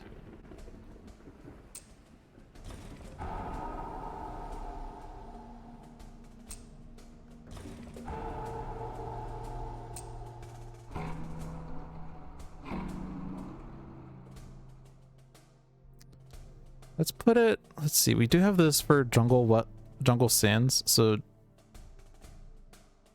that one.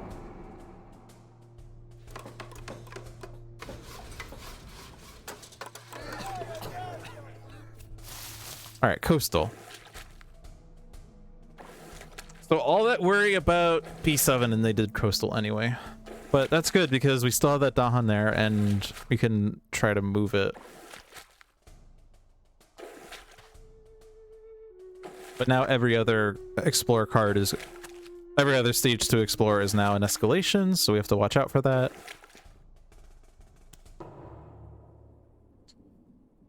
So one thing's for sure, we're doing manifestation into A4. I say one thing's for sure as if, like, there's only one thing that's for sure. That's the one that I'm thinking about right now.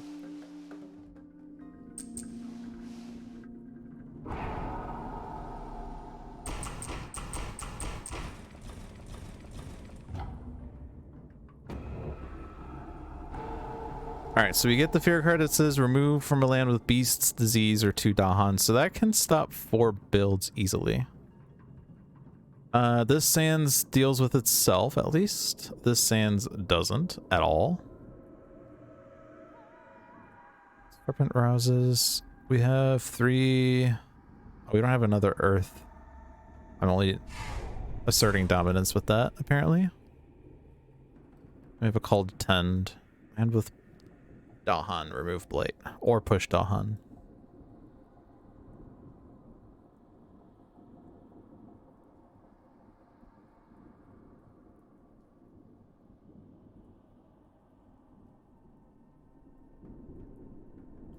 And what's our risk next turn? 6 Blight. Bringer is reclaiming, probably defends D7, maybe with... Oh, but you're not gonna have the range.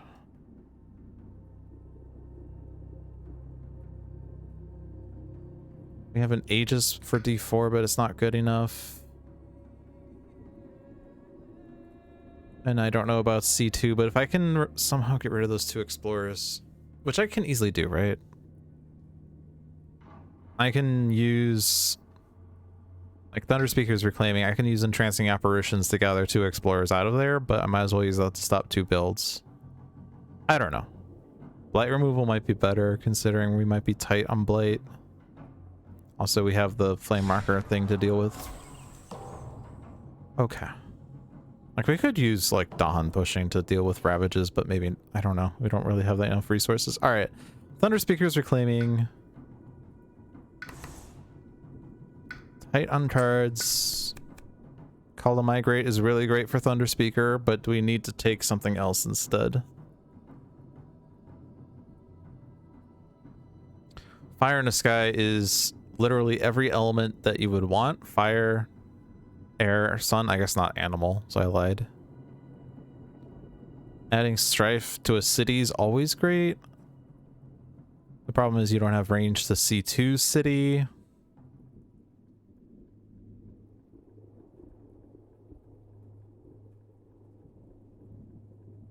So, that's tough. Unless you... I mean, it's Serpent's reclaiming, right? You could play extra power cards off of Serpent. I guess Serpent might not be. Serpent could gain a power. Bringer is reclaiming, but... if you do get this threshold again, where you have 4 air, then you can Strife the city fast, and that saves us... things. And if we can kill that city as well, that deals with the build in that land as well, because if that does Blight and then they build, then it's like even worse. Like, Call to Migrate's so great though. Call to Migrate, it's in the name, it's great, but it has to be Fire in the Sky. Has to be.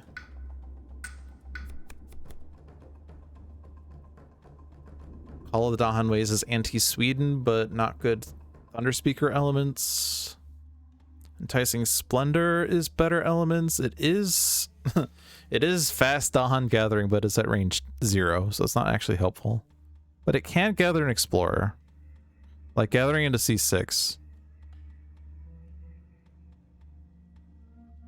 Alright, let's table that for a second. You're reclaiming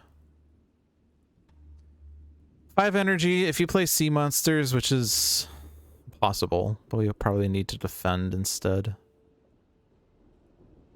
Gain a minor. Call to Bloodshed. Another Thunder Speaker card. Elemental Boon. Elusive Ambushes is a defend card, but only in lands with Dahan, which... not immediately prevalent. Also, none of these have Moon on them except for Elemental Boon. Yeah, so much for the bringer of dreams and nightmares. It's the bringer of smiles and sunshine, apparently.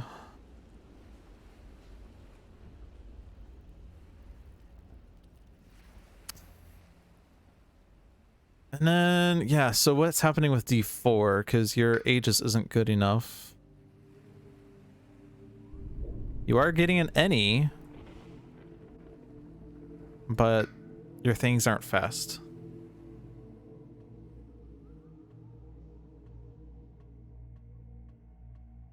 You're reclaiming, you're getting power. It's going to be minor. Promises of protection. That gathers Dahan.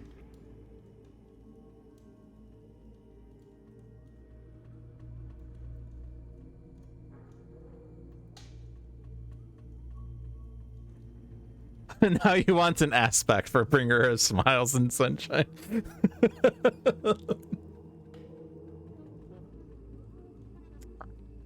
So isn't one of the things of nature incarnate that there will be aspects for every one of the base spirits? I think base spirits plus serpent and wildfire, I think. I'll be interested to see what the bringer aspect is. I know the ocean aspect is that you get more oceans. You slowly drown the island, but I don't remember what the... I don't think they showed what the bringer aspect was. I think it might have been mentioned by name as like, here are the list of aspects. But I don't know what it would be. To be fair, I do actually have like playtester access on the Greater Than Games forum, so I could actually go and see what it is. But I want to be surprised like the rest of us. Anyway, like I'm technically a playtester because at one point they said if you spend $50, we'll give you the playtester role. I was like, I want to be a playtester, so I spent $50 and I got the playtester role, and then I proceeded to do nothing with it. So I'm a terrible playtester, but I'm technically a playtester. Unless they revoked that later, which is possible, because I have not actually checked there in like 2 or 3 years. But I know I saw Oblivion content before it was public. Which is how I know some of the original rules on Oblivion. And how it changed into what it is now. Anyway, Steam Vents. Steam Vents, does that do anything? No? I guess the thing is, my name is Shadows. I can target any land with Dahan. So I can use Steam Vents to destroy an explorer in a land with Dahan at the cost of 2 energy. Gold Allure is the famous fast power that affects any land. Because John always thinks it is.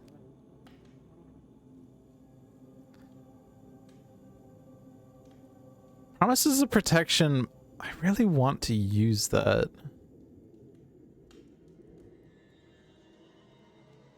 Can I use it in a ravaged land?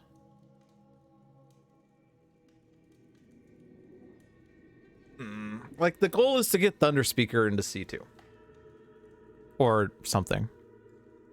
Like it doesn't have to be Thunder Speaker, but well, I mean, let me back up.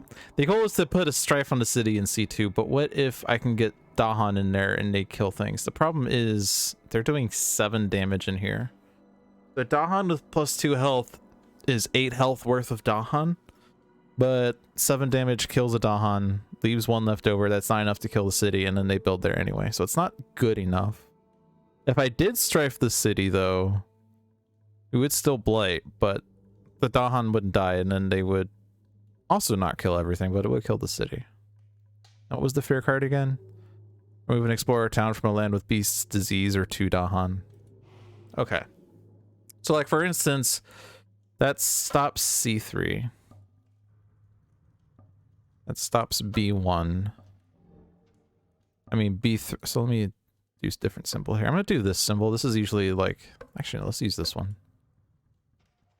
Because I usually use exclamation point for Ravage. So that's Fear Card effect. This is Ravage.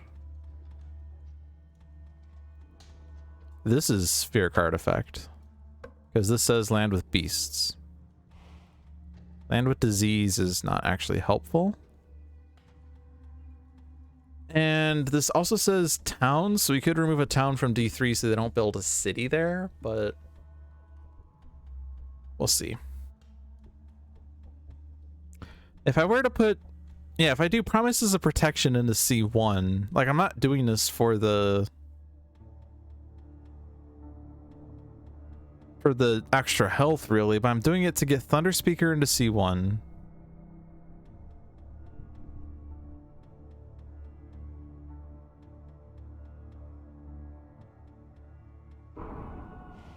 Wait. You need Sacred Site for this, right? That's the other problem. Also, what is... Oh, Thunder Speaker's waiting on a minor power. Right, okay.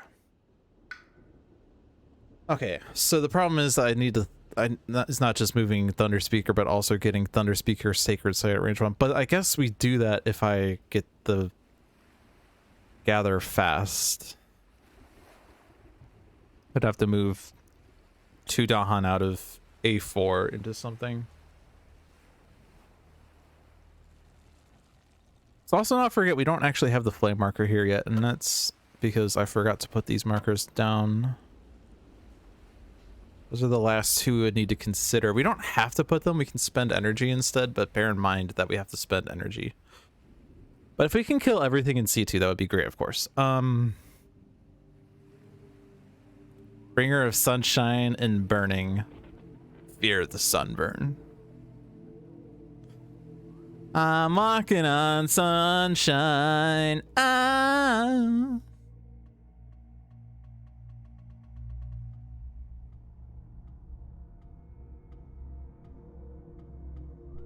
Okay. If I'm playing Entrancing Apparitions, that's good. It gives me an air, and it can gather 2 explorers, which can stop 2 builds.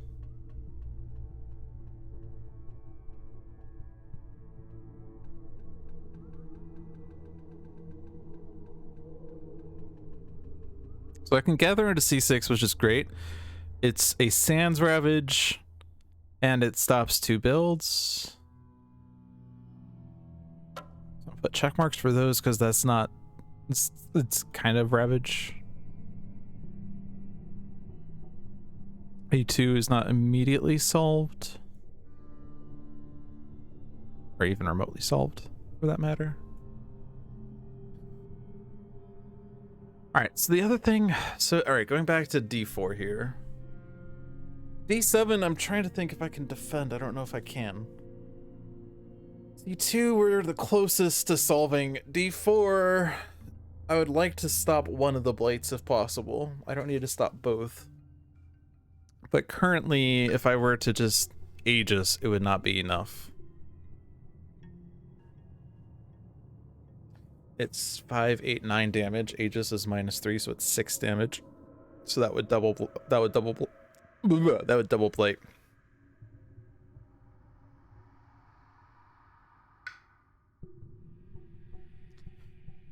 So what I might need to do is to gain a power card and reclaim to get Absorb Essence and maybe another defend. Our power card is, or yeah, minor power deck is rather thin. Nature's Resilience would work.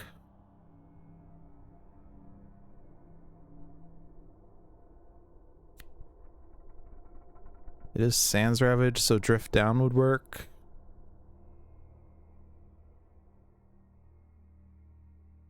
Confounding Mists would work. I need to like...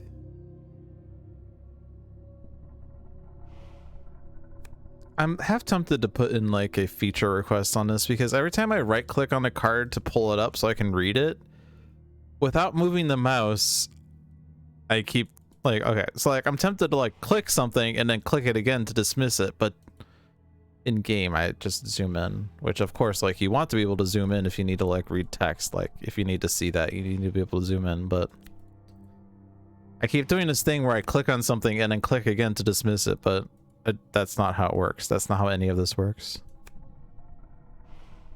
So it might be worth taking a power card, and if I get the defend card, I don't have to reclaim, and then I can grow.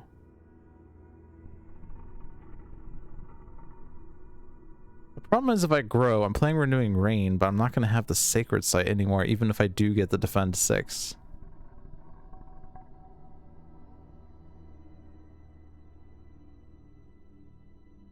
And if I gain a power card and I miss, then I have to reclaim. Do I have to reclaim? I don't have to reclaim. But that double blight in D4 is problematic, especially if we are getting this blight in D7.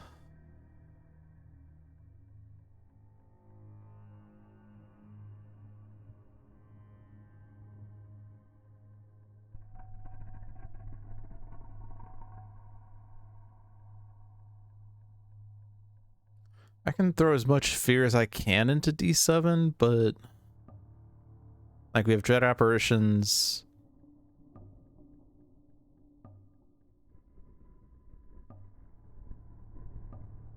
What were these?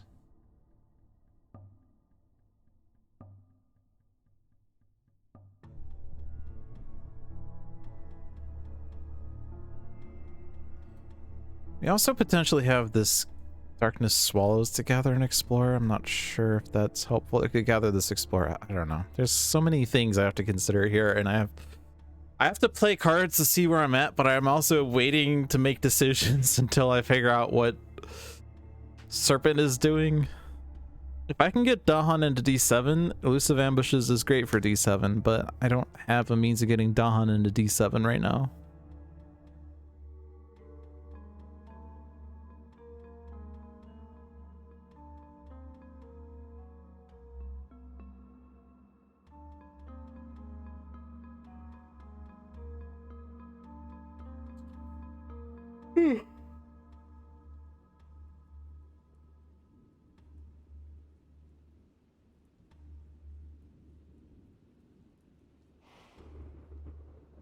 Actually, if I have, yeah, the fear card actually removes an explorer from C2, so I can get that defended if I can. Yeah, okay.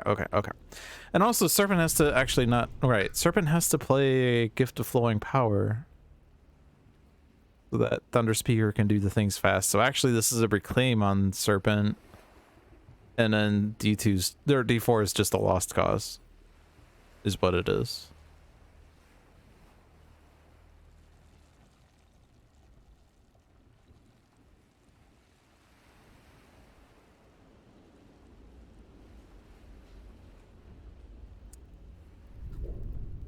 I'm doing too well with not putting presents or leaving. My Serpent presence is so screwed. I have 2 presents on the board out of 7. Which I guess is good, but also scary. And we need to get a Sacred Site someday. That would be nice to have. So maybe I just reclaim and add a presence.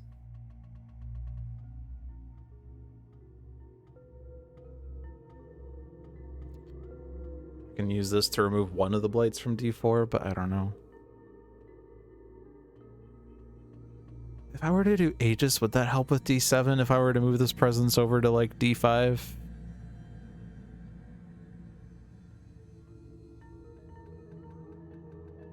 The question is, how much fear do I have for D7? So Dread Apparitions is 1 fear. Be nice to have an animal. I don't have any. So the bringer cards. If I do Elemental Boon, I get an animal at the expense of like not having a useful power after that.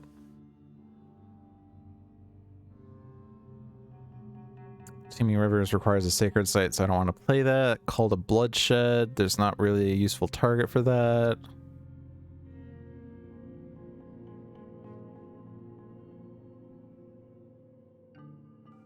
So if I do Elemental Boon to get an animal, I could also use that to give Thunder Speaker an air.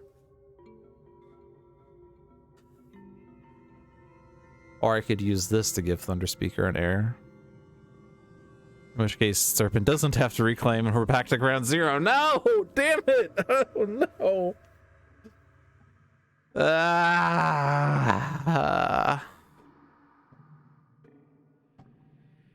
But I think I'm reclaiming anyway still, right? Reclaiming place presence because I do the Aegis to help out. I could also give Thunder Speaker an air by absorbing essence. Oh my god. This turn sucks.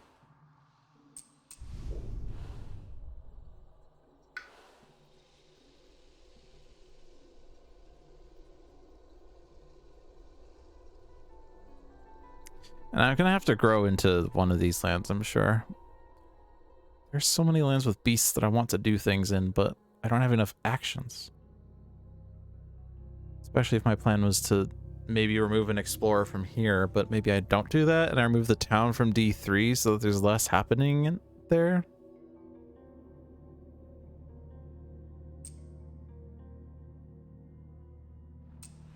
This is jungle. Yeah, so if they ravage in D2, but that's a double blight. So many bad things happening here. I can at least reclaim Aegis next turn. That might be fine. So I'm playing one of these two, and I haven't figured out what. I haven't any.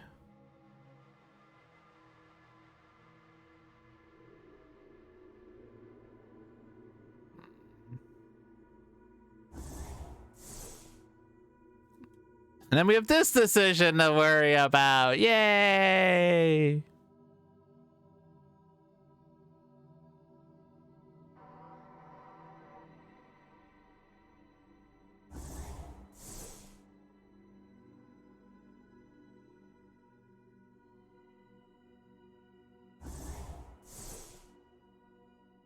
And we're not placing any things down. Okay. All I know is I'm playing Fire in the Sky. The rest of it is going to be figured out in a second. Has to be 2 airs. Or, sorry, 1 air. You only have 1 card left. So you have to play an air card. And it's that one. Okay. Because we had to do that, right? You have 3 plays. Would destroying explorers be helpful? We could get more fear into D7 if that happened, but we don't have range from the sacred site, so never mind. Does gathering explorers do anything otherwise? Generates fear? But we're not... The sacred site doesn't actually do much. I guess... It means I don't have to waste a fear card thing on that one, so it's perhaps worth considering. I don't have a place for that this turn. I could just get fear off that, but I'll probably play that. That's the only other fire card I have, though, so maybe... If it's the only fire card I have, then I don't want to play it, because I gotta be able to get the thresholds for next turn, so then I don't do that then.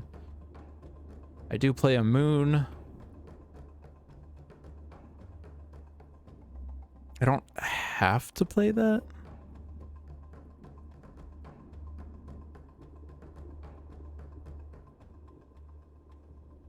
Dawn take no damage.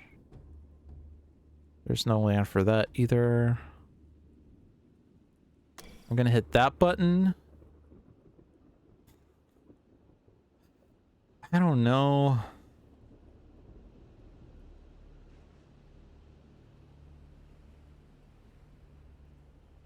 I also need an animal for this to work.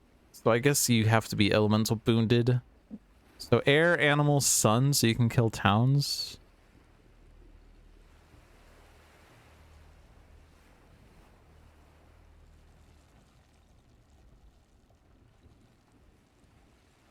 Oh, but you also, well, I guess Serpent or Bringer gets the moon and then hands a sun over here. This turn is taking way too long. I gotta like make my mind up on this. So gain power or play one of your cards. What would be more useful? This one's minor power, right? Yeah.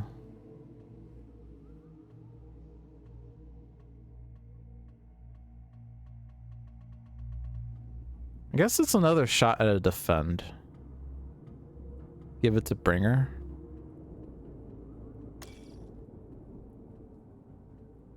So now I'm doing 2 damage with my innate.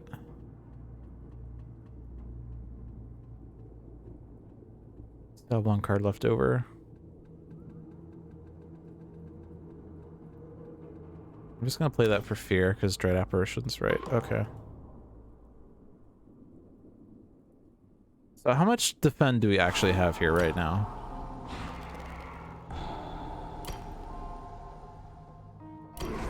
There's more I can put in there. I just have to defend 3 more and we can get it by doing that, so that's good. Okay. Before I do that, of course, we have the decision on Spirits May Yet Dream, but I need the moon first. And you don't have enough animals. You can get the extra sun. Oh, but I also have the moon and the animals, so I don't actually need any other elements. But you still need the air, yeah, so you still need enough of those. Then I give you the sun. Unless giving this to someone else is better, because is it possible you're not destroying a town this turn? I guess so, because even with all the movement, I'm probably not going to be in a land with towns. So in that case, then giving the extra element here gives you explore, destroy for fear, which is more fear. Giving the extra element to you means you can actually kill a city. So letting them build in D3 is cool. All right.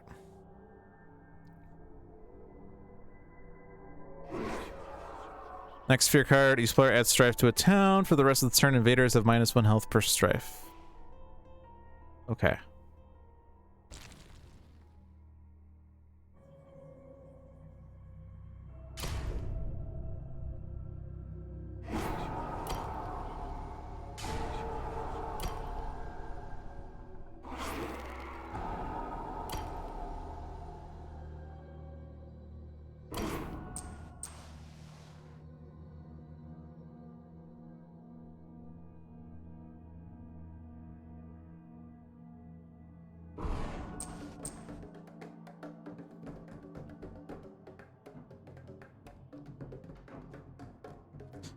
There's no towns or buildings next to A4, so I could just leave one Dahan in there.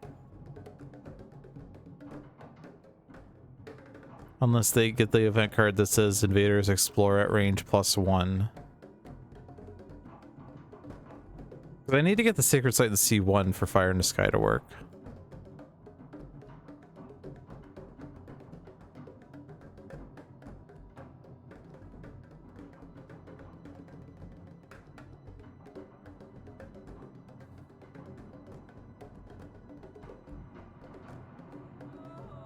Also, these two are not going to see any other towns, but I don't know, event cards could say invaders have +1 health.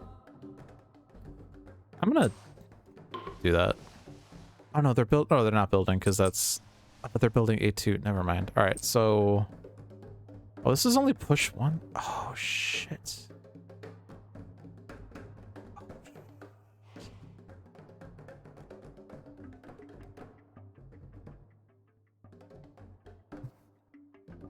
Okay.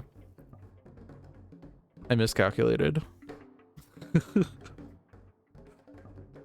Oh shit. I forgot that this push is based on suns, and I only have one sun. So I should have done Spirits May a Dream over here, but I can't do that now because I already saw the fear card. So I guess I have to give the power to Thunder Speaker. The thing is, this is defended, so it's okay giving the power to the Thunder Speaker. And it has to be a sun. Called Isolation is beautiful.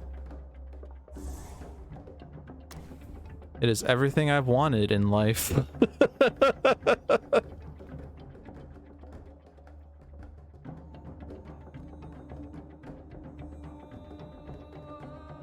There's another problem I didn't consider, though, which is I don't have Dahan in C2. I was thinking, oh yeah, let's kill the things in C2, but I don't actually get Dahan in there. That kind of sucks.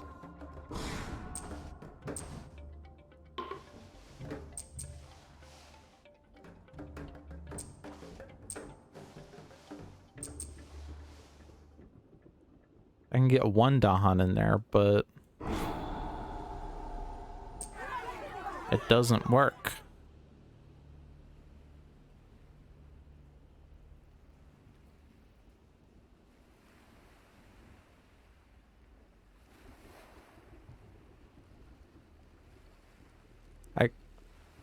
Yeah, it doesn't work.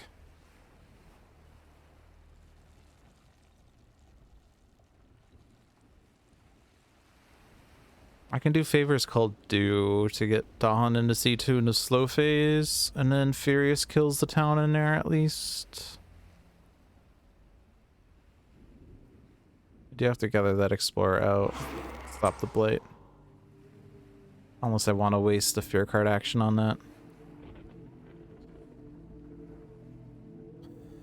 There's no other good place for Call to Isolation. It's such a great card, and yet it's not doing that much this turn.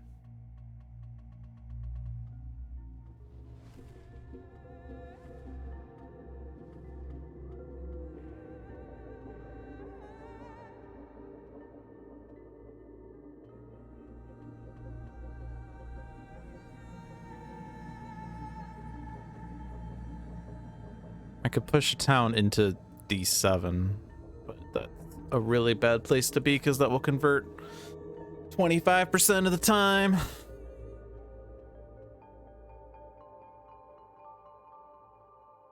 I played this for elements, go me. I could push another Dahan into C1 because this is not at risk of converting.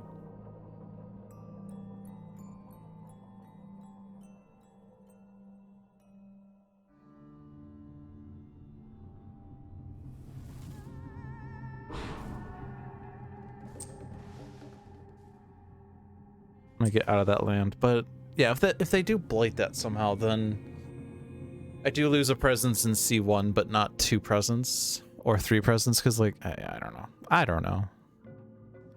And then yeah, if I do, yeah, okay, that's fine. It's acceptable. Hey, explorers have +1 health, fantastic. Beasts generate fear. Add Dahan's went inland with Dahan. Actually, that works. That gives me Dahan in C6. Gives me Dahan in there. Okay, cool. Beasts generate fear. Or moves to an adjacent land. Which one is this? This one? Go there because sea monsters, I guess? Which I'm not even playing this turn. Yes! Strive to a town is attained. Whatever that means. Move this beast. I guess we could try to do something with the fear card, but I think we don't have enough actions for great stuff anyway. Just keep you... Oh no, it's here. Throw this to the city. Sure, it's a wetland. Enter land with Dahan is going to be this one to stop a conversion. We'll be here to kill the 2 explorers and be conversion proof down the road. This is on each board, so there's only 1 decision here anyway. And here it's kind of just do it here, so it's Sweden proof. All right, remove things. So stop build. Stop build. Stop build.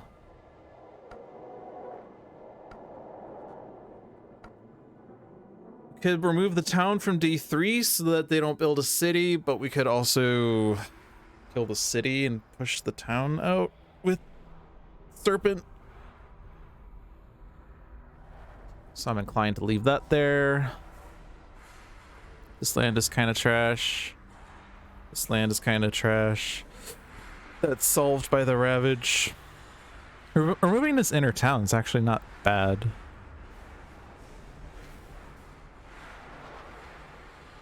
Stops visibility to A6 and to A7.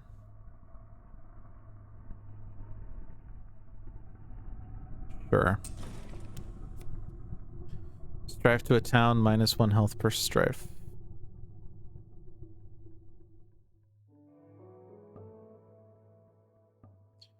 So this is that actually, that is 6 damage. Yeah, so strifing here stops a blight. Good. And this is not blighting. This is not blighting. Do you have any other damages? We don't have many slow stuff.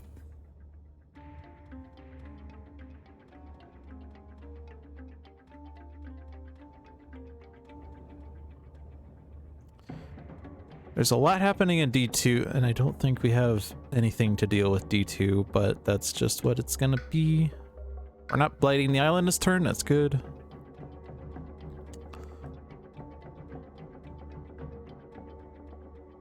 Maybe C4? Just because we've been throwing stuff in there all game. Or D5. Probably D5 because it's blighted, and if they explore there, obviously it's a bit of a risk. And then just do the 2 in there, or do we have, how many do we have left? I think it's 2. I don't think I'm going to be able to deal with this. I guess there's a disease in here. Maybe strafing the town stops one of the blights, maybe?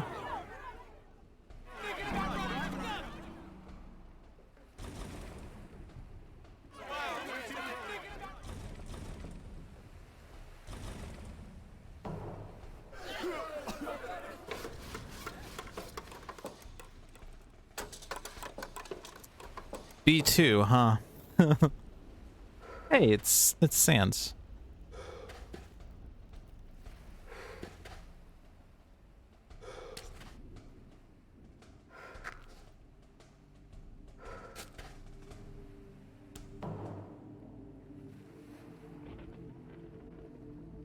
Okay. Gather. I don't think I take that one.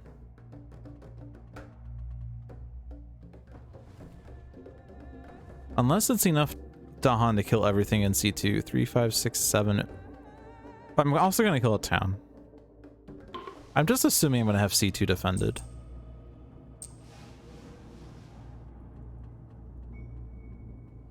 Ooh, but what if I Crops Withered there? If I Crops Wither there, then Lead the Furious kills 2 towns. And then it's just 2 explorers. And I could Enticing Splendor one of them. But that leaves C3 open to conversion. There's a 33% chance it's mountain.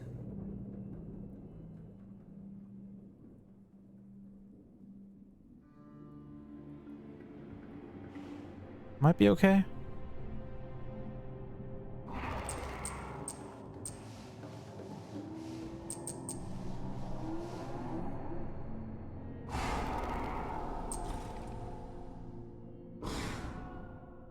Oh.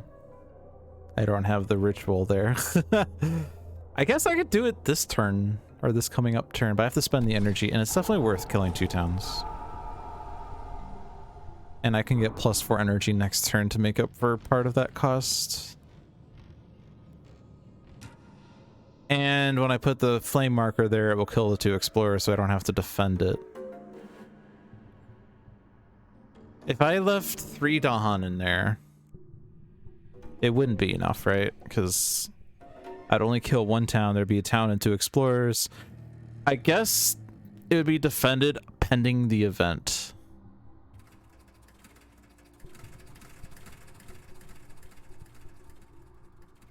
And the advantage of that is I leave a Dahan in C3. It's obviously not great to have things pending the event, but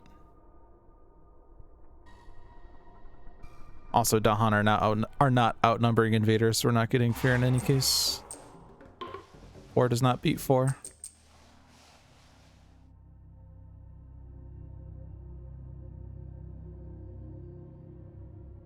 I think I still do this. Even if I'm not actually killing the other town.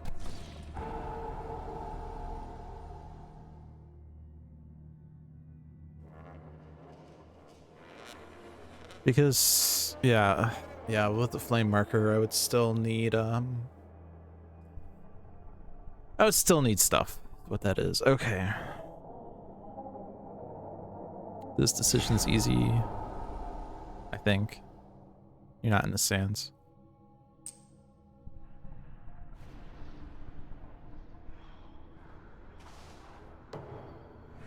Wait.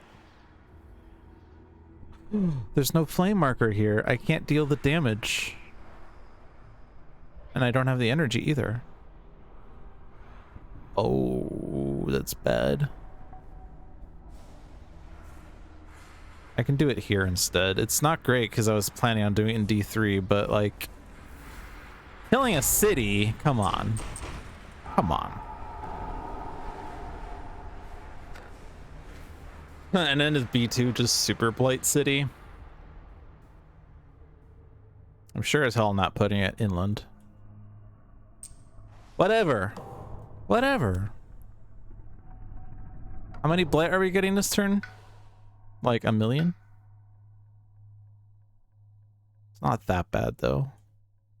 It's mainly this cascade that's the problem, but can't do much about it yet.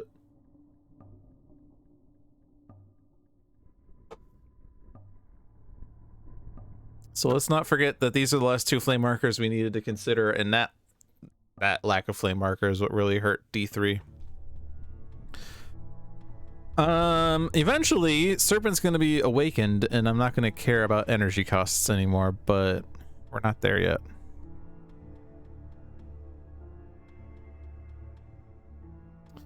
Flame marker in C2 is fine. I mean,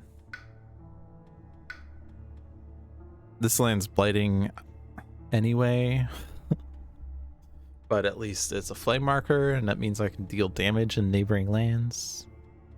Also, you would like to kill everything in that land anyway, and this sands is trash. If I can get someone to grow in there, then we can do the grow through sacrifice to remove a blight. I can't put the flame marker there this turn now, but because that's, even though this is a fast power, it's not fast enough.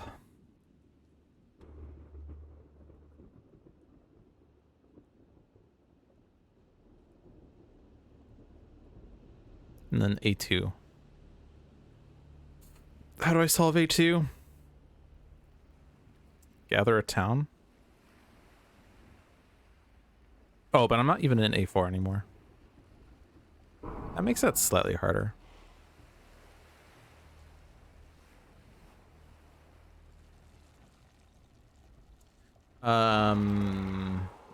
Shadows into A2 with Visions of Fiery Dim can push the town out. Problem is pushing the town goes into A4 and then that's a city. That's fantastic.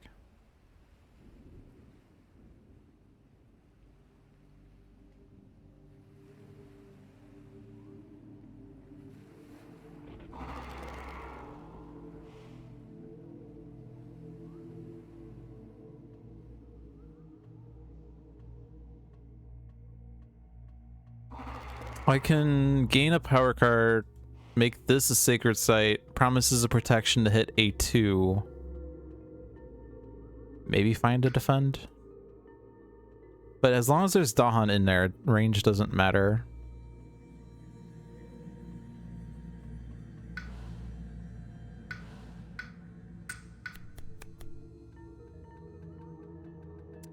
Technically, that's a defend card.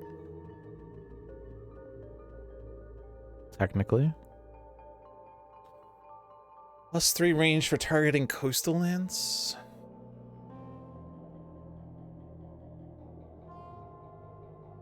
None of these are fire cards, by the way.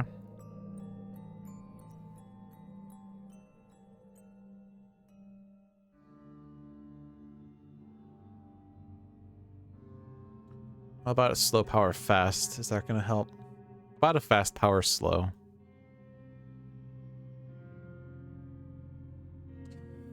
Slow power fast makes D2 interesting with sea monsters. The problem is there isn't the flame marker.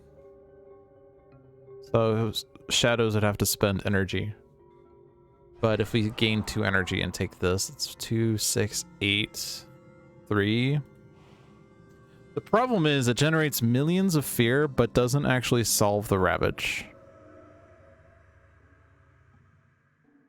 It does actually generate millions of fear though, because 3 beasts, so 6 fear. 9 damage per beast, which means it kills, quote unquote, the city and town. Which is what, 5 fear for the city, 2 fear for the town? So 7 fear there, 6 fear off the card. So this card would be worth 13 fear, and I can make that fast. And I have no idea what any of these fear cards are. But maybe one of them say invaders skip all actions and land with beasts. Or pick a land with beasts or adjacent to beasts or something like that. Invaders don't ravage there. It could be. That would be really beneficial, because all of those lands that are problematic have beasts in them. It is possible. It's not guaranteed, though. Sea monsters fast seems pretty tempting.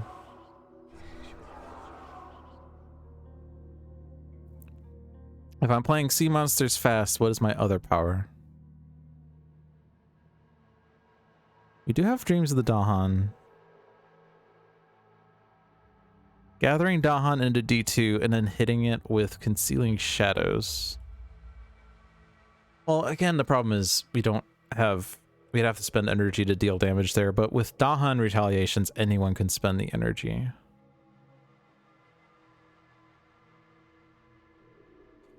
We could put a play marker in a different spot. So, like...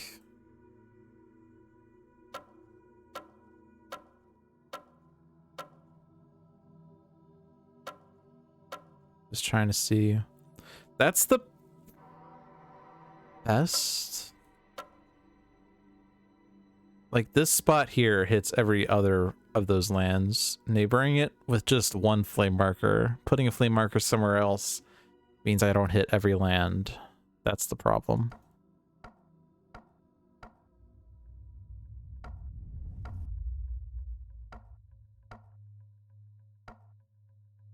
Maybe I just resigned to spending energy then.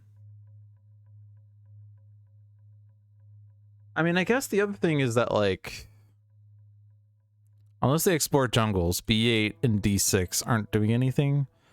D5 is a problem. So, like, putting a flame marker into D2...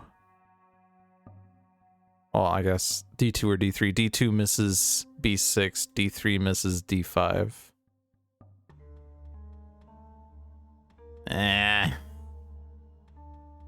Just spend energy. Just spend energy. You might have to gain energy this turn. You have 5 power cards. I've been playing Serpent really poorly. Anyway.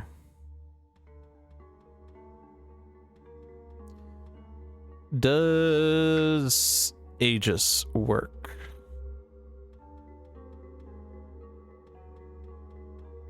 Defend 3 would barely be not good enough.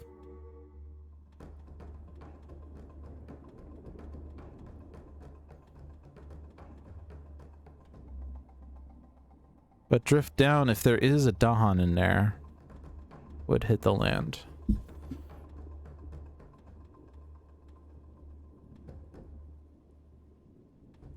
If you're doing that, you're not playing sea monsters, but actually if we do sea monsters, the 2 explorers get pushed. Do I have enough damage? It's 9 damage. 3, 5, 6. Yeah, I have enough damage. So Aegis would be enough for D2 in that case. Let's not forget that B2 is a massive problem, but Aegis is nowhere close to good enough for that. Nature's Resilience is nowhere close enough for that.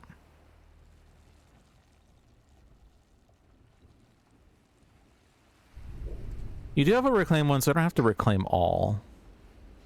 So I can still grow and gain a power card if I wanted.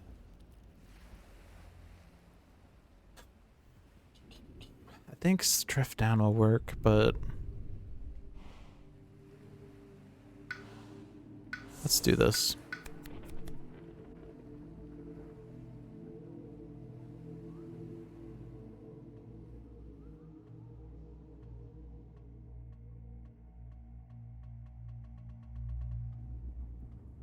Lure of the Unknown stops a build at least. Like, this build solved. This build will be prevented if I lure into B1. Is that wise? It gives you Moon and Fire, but not Earth. Gift of Power, obviously really good for Serpent, but maybe not at this point of the game.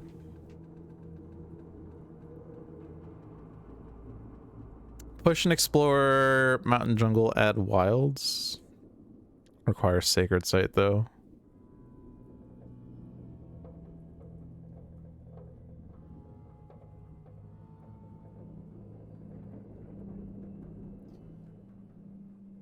Sea Monsters is tempting.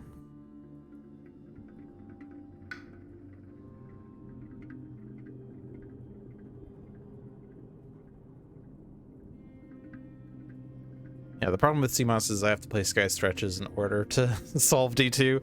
Drift down solves D2 without sea monsters.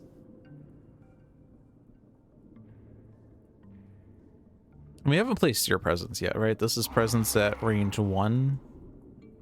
So you can actually hit it if you grow into D6 or D7. So you don't even need to get Dahan in there. I'm not sure how helpful that is, though.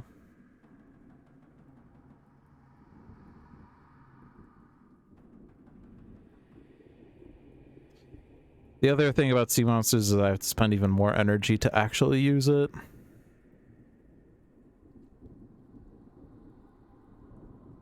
What if I just gain a major power? Because you're going to have 6 energy. If you're not playing sea monsters, you can afford to play it most likely. And as long as it's like, if it's defend 20, it's great. Let's do it. Major. Whenever blight would be added to target land, instead leave it on the card.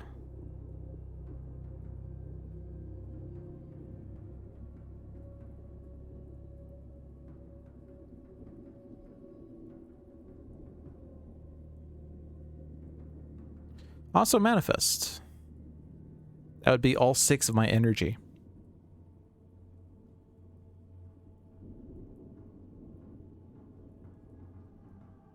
Terrifying Nightmares also exists. That is 6 fear. Volcanic Eruption is a no. Terrifying Nightmare is obviously great elements, and I will probably hit the threshold, so it's 6 fear. Pushes a lot of things. The problem is the lands that are problematic have cities in them.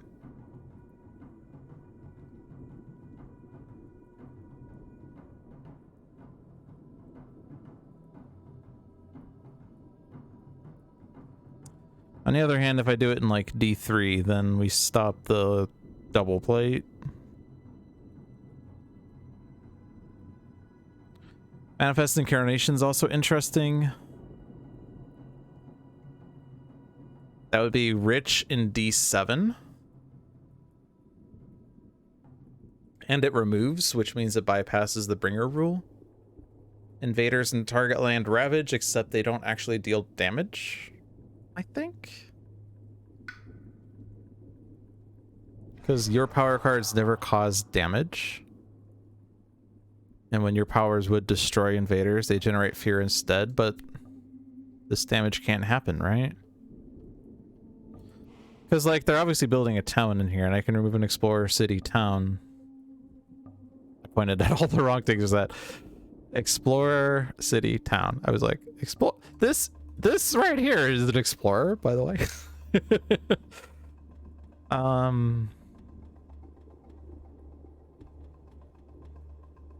But it gets me 6 fear, 7, 8, 9, 10 fear off that card alone. The main problem, though, is that that's the only card I'm playing other than a 0 energy card. Which would be okay, but feels like we could do better. If I do Terrifying Nightmares...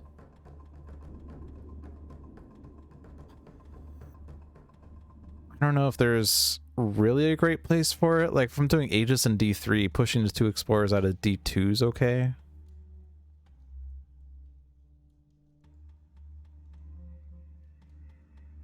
Because then it defends D2 again. It's another D2 solution.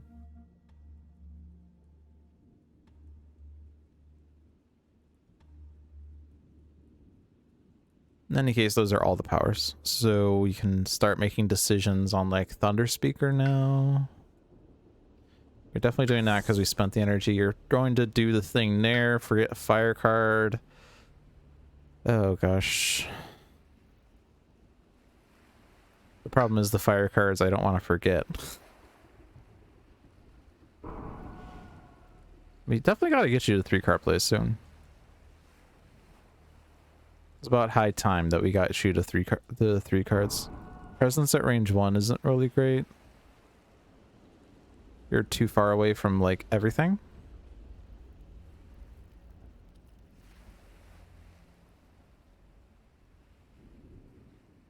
I guess our next plan is to just ravage C4 or something. I guess we don't have to take energy if we're not like... If I can't use manifestation this turn, for instance, then I might as well not gain energy.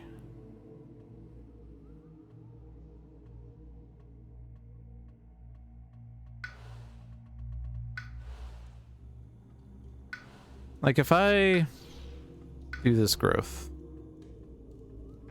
and I don't play manifestation, I can get to 3 card plays this turn, and next turn I take +4 energy presence to reclaim 1. The advantage of this is that I get to grow a lot farther. Is it far enough to deal with various problems?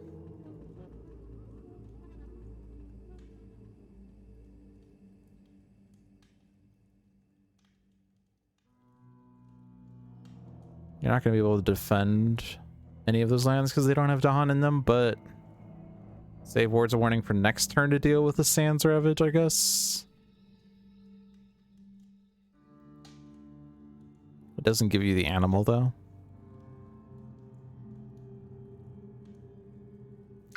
So let's just say, for instance, just not committing to this yet, but let's say, like, I want to get close to A4.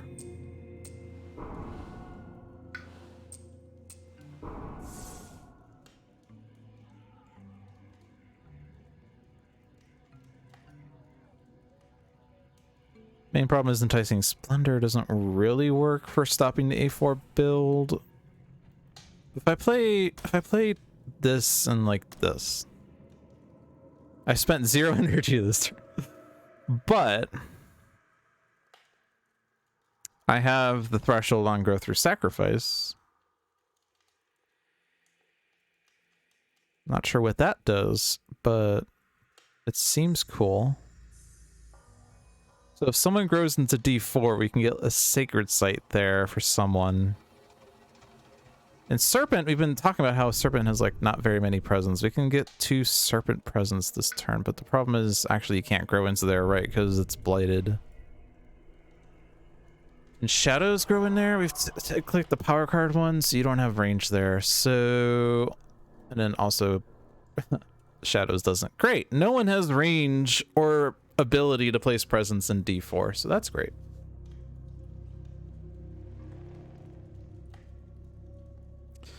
I guess we could try to get like... Oh, but Serpent can't get into B2 either. If someone could grow into B2, you can remove that Blight, and that stops the Cascade, which, I mean, as we said, there's like 2 Blight this turn plus the Cascade. And that's a problem.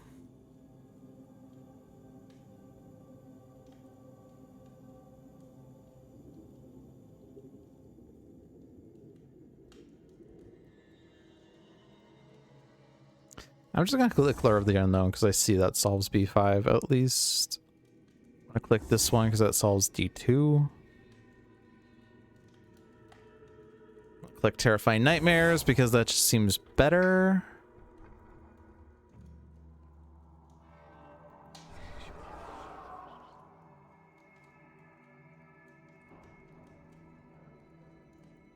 And forget Gift of Constancy. It, like, worked for a round, but it's not good elements. I don't know what I'm doing. I'm kind of... I've been indecisive for so long that I just want to start doing things. Do you need Sacred Site? You do not.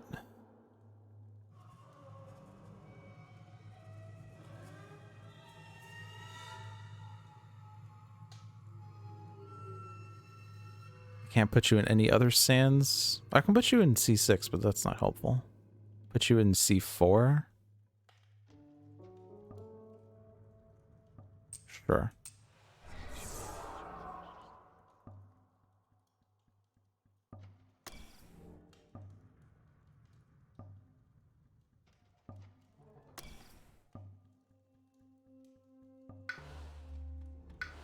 We said we want you to be here so that you can hit D2 with this.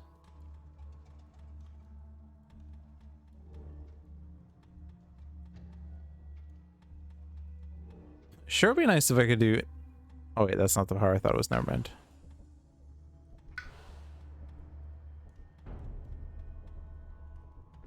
I can remove the blight in D4 with Renewing Rain at least.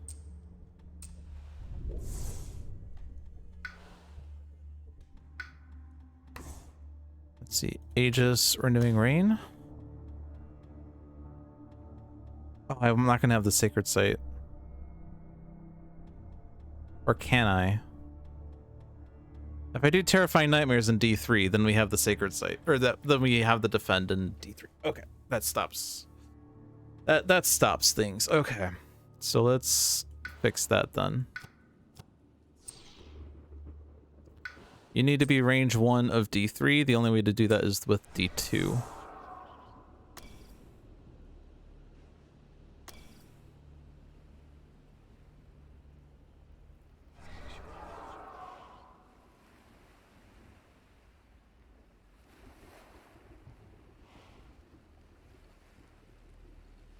Okay, so the only other decision left is obviously this flame marker still. And I don't want to lose manifestation. I don't want to lose growth through sacrifice, so it's gonna have to be fire in the sky for as good as it is. It's rather unfortunate.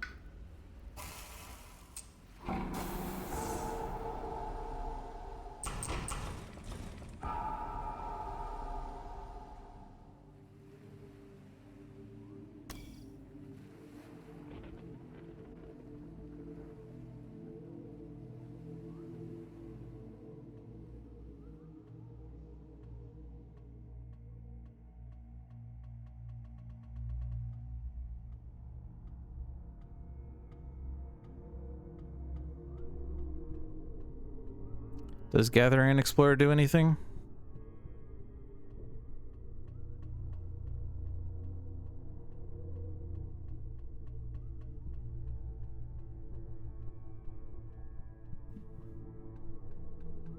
Doesn't seem like it.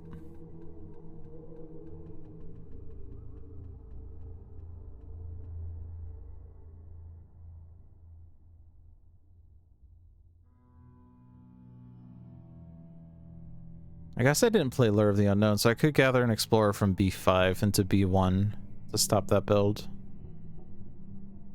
Okay.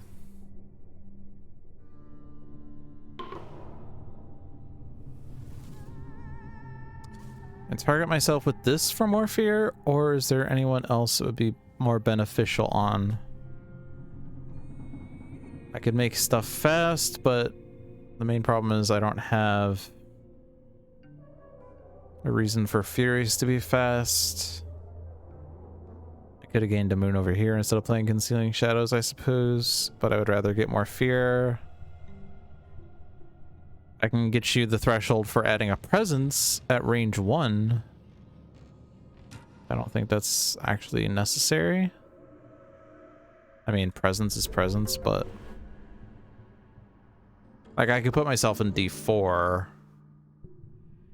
Actually, I guess that'd be nice for Rouses and Anger, but all I can do is kill a town, and I'm not sure that would be good enough for dealing with the D4 Ravage, and also have to spend energy to do that, and I don't have the energy again because we don't have the fire thingy.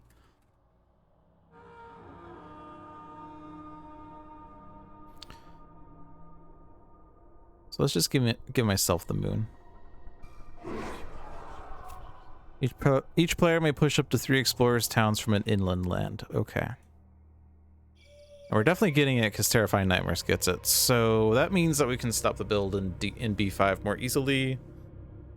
Stop the build in A4, but I mean, doesn't really matter because we can have Thunder Speaker, Furious Assault in there. I guess we have Voice of Thunder, so we could Furious Assault into C4 instead if we wanted.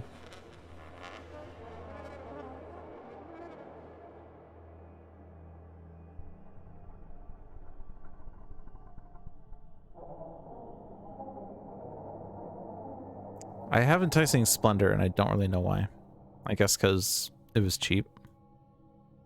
I don't know. Gather 2. But I don't really want to gather 2.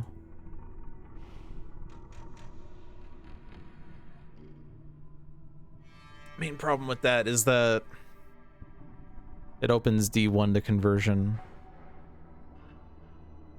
Not much I can do about that, though. I do want to kill the stuff in D2 if I can. Is it worth? I don't know. In any case, Terrifying Nightmares here was the plan.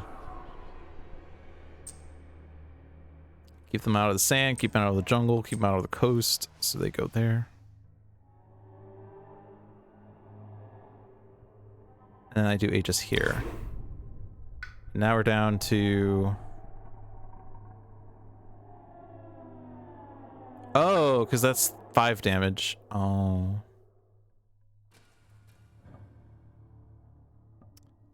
Well, 2.5 hours in the game, I finally forgot that that Towns and Cities deal plus damage. Only took me that long. At least it's only 1 blade. But... oh yeah, A2. I never solved A2. I can gather the town, but the problem is that then this Ravage kills everything. Concealing Shadows? I guess actually Visions of Fiery Dim would work.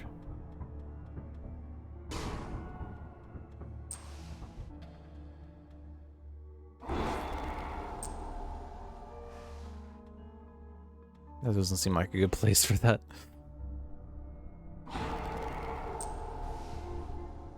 That removes 1 of the blights. So 2, 3, 4 are the blights there now, and I can't solve those any further. Well, yes, I can. I can defend that one. Yay! Yeah, now my Renewing Rain sucks. Oh well.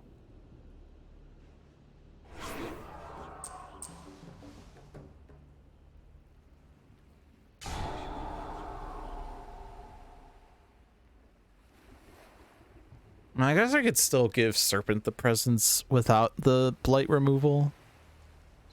Or I do it here and it removes blight. Oh, I have this presence still. Ow.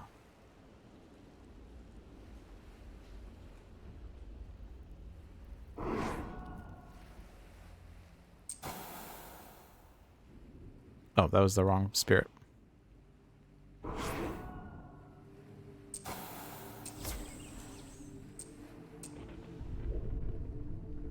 Okay.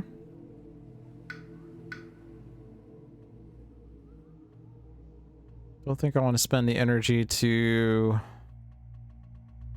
secure Dahan.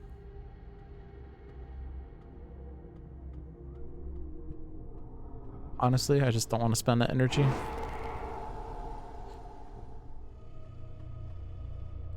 Spend this energy? Yeah, we were spending this energy. I forgot I was doing that. Yep, that's why I'm not spending that energy. All right. Inland land replacements. Excellent.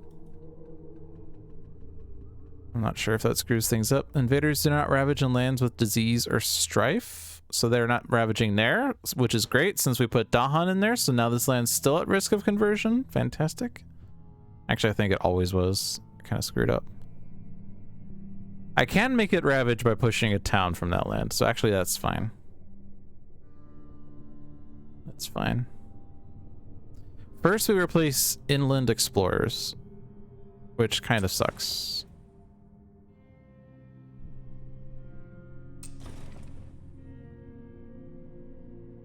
Might as well just like select the lands where there's already buildings in. Like for instance, I don't want this city to be here. I have to replace this one, and now they have visibility to certain inner lands. But we can push from lands with Dahan. So if I want them to ravage in D2 so that this land is empty, I need to get rid of this town and this explorer.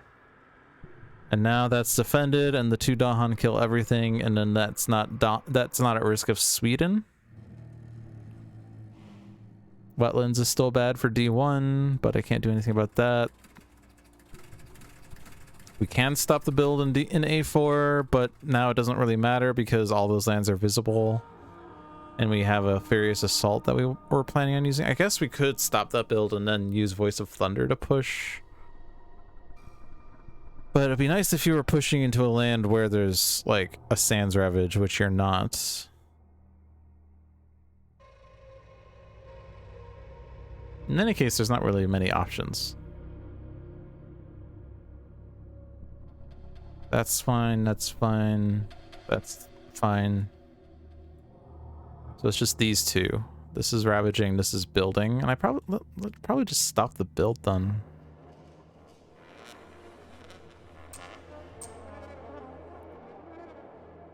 Putting it into Blightland is probably wrong.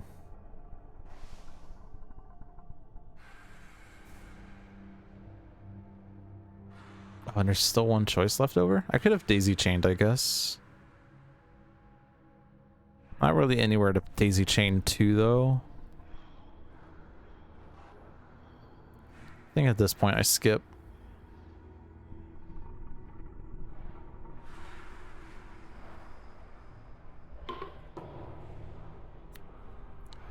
Push up to 3 from an inland land. Oh yeah, I forgot about this one. Okay, so I could go back still because we revealed this card before, so we could use this to prevent sands builds. We can't actually. A lot of these sands have cities in them. The 2 sands that are building have cities in them. It says 4 lands, but 2 of those are ravaging. We could minimize the pain in those lands, make it so there's only a city and a town. Makes it easier to deal with.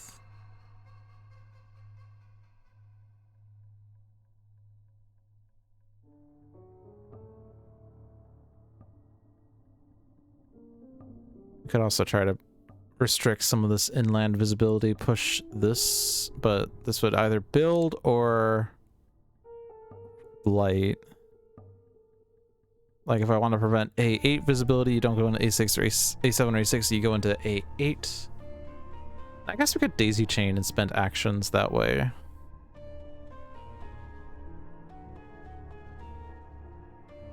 It seems like removing from D7 and D4 is fine. Putting them all in D5.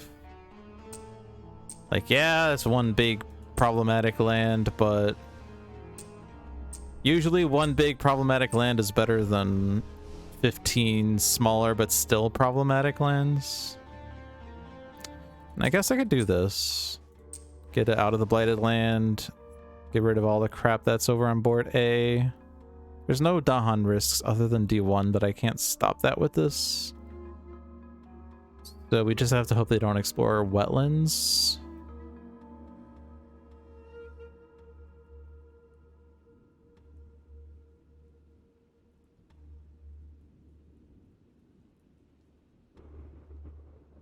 This is defend 3'd. I could put a town in there. But only 1 town because it's 3 damage. 3 and 4. So 3 plus 1 is 4, rather. I think I do that to kill the town. That's like reasonable. Let's take care of the ravages that are dealt with before we do the blight card. Someone has to spend energy. That's fine. You can spend the energy.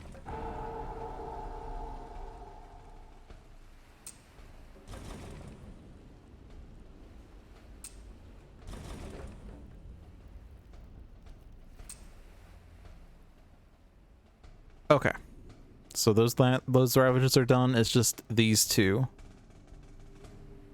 I don't think there's a blight card that says remove a city. I think the best is remove a town. There is one that says immediately each spirit destroys 3 presence, in which case we could remove one of these from D3. If I do this now, if I do this ravage now, and then we get the, I forget the name of it, tipping point, then I don't have the sacred site in D5 because I only have this presence, and these 2, so I have to remove all but one of those. So maybe it is better to do B2 first. But it could also be one that says immediately place a blight into a land with buildings on each board, I think is another one. And there aren't really good candidates for that one either. Like D3 is immediate cascade, D4 is a cascade, D5 is a cascade, D7 loses that presence. It's not a cascade, but it becomes problem next turn. I'm gonna do this. Immediately on each board, destroy a presence and remove a town. Okay. Unfortunately, we got rid of all the towns on board, eh? And also, unfortunately, this is the only presence on this board. Do I need to be in D3? I would like to be in D3. But Serpent presence, despite what I just said about keeping his presence, they're the most useful to remove because you don't want to have too many presence on the board. We probably don't need the C5 presence. Or C7 presence. Thunder Speaker is pretty presence light also. So we probably don't want to remove Thunder Speaker presence if we can avoid it. Also because we're losing A4. We can remove C7 probably. We need to keep the Sacred Site.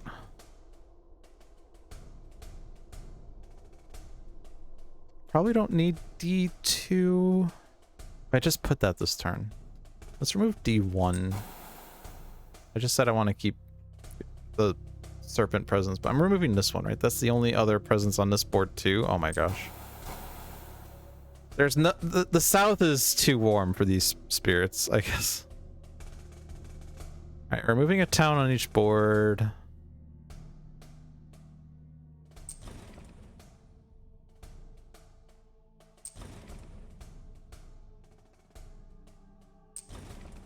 It's not really good candidates for towns.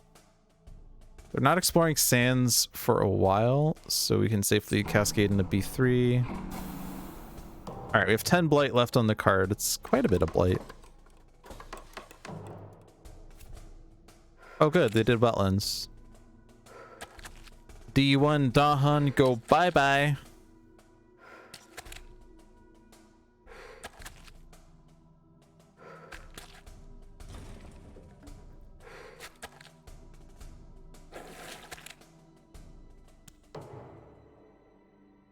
Okay. So I can Renewing Rain here. Yay!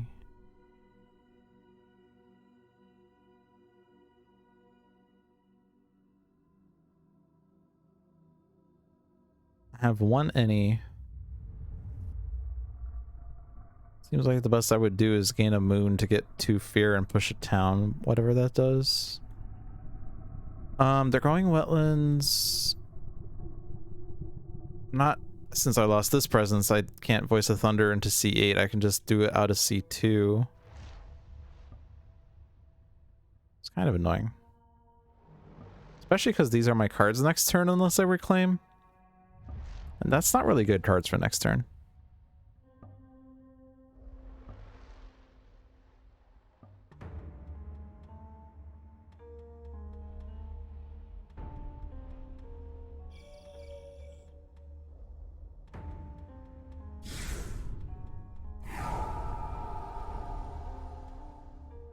I also can't deal damage in here because there isn't a thing, so... But I didn't get extra damage anyway. Or do I even push you? I don't have to push you.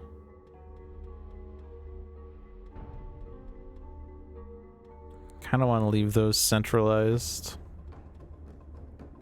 On the other hand, if I put you in D2, then you could be hit with sea monsters down the road, but sea monsters is probably going in D1 now. Not that that's gonna really do much.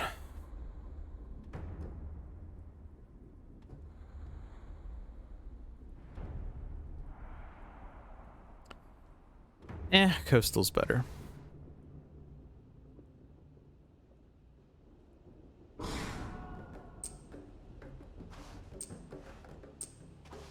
This is probably a bad decision because they didn't do jungle yet. But I want to destroy stuff because I'm angry. Seems like a really bad idea, though. If I were to reclaim Terrifying Nightmares, I stop the city build in D1.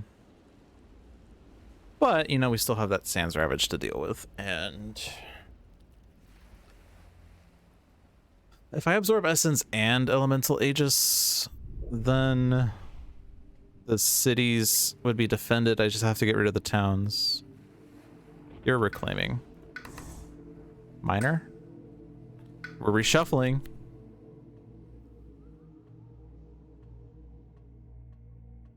Defense 6 is pretty good, but you don't have the range unless there's Dahan, because you're not placing presence. Is Thunder Speaker reclaiming? Thunder Speaker is almost certainly reclaiming, right? I'm doing it. You can't stop me. Call to Migrate is back. Yes! I'm gonna take it this time because it doesn't look like there's any other good card there. Guardian Serpents. If Shadows places a presence in D7, then we can Guardian Serpents to get an extra defend in there. And then all we have to do is push the town out of D4.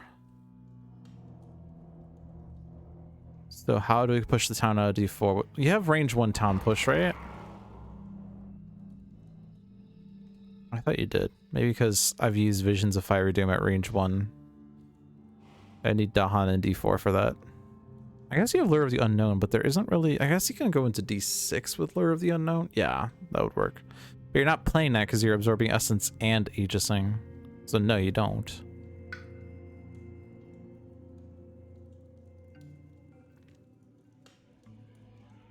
I'm gonna take that one. I guess... well, but Serpent's card choice doesn't matter.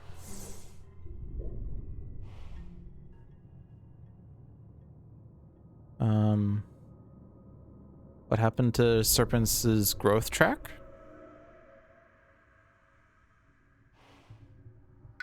It just disappeared?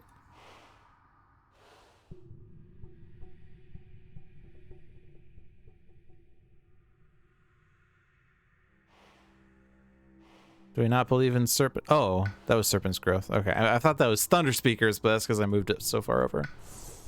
Maybe you get a defend that's really good? No?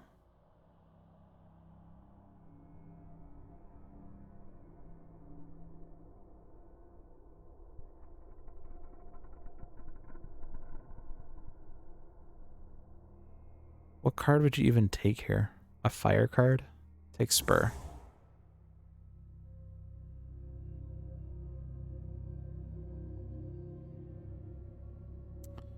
If I place this last fire thing, then our entire board is covered in fire and we can finally not worry about the scenario anymore.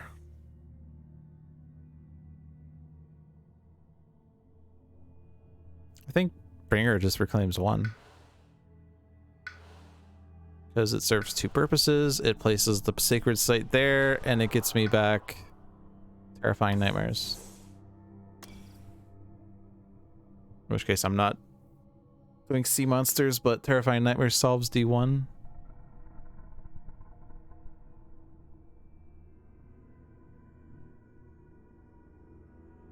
I'm sure we can finagle a land with Blight to call to tend, right? Or do I want the moon? I probably want the moon. We do have an any, but the any on animal seems good. And then I give myself a moon, or I give myself a moon and then someone else gets an element is another thought. I'm clicking that one. And I feel like I can make this work.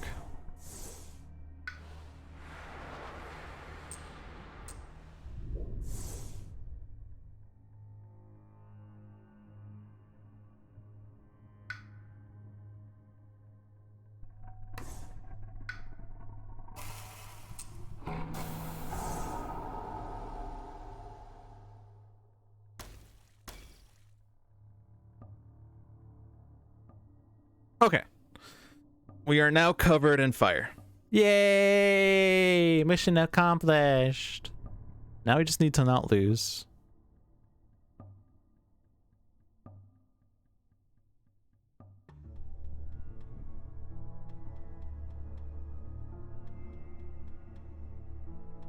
Oh yeah, that's defend and stance. That's good.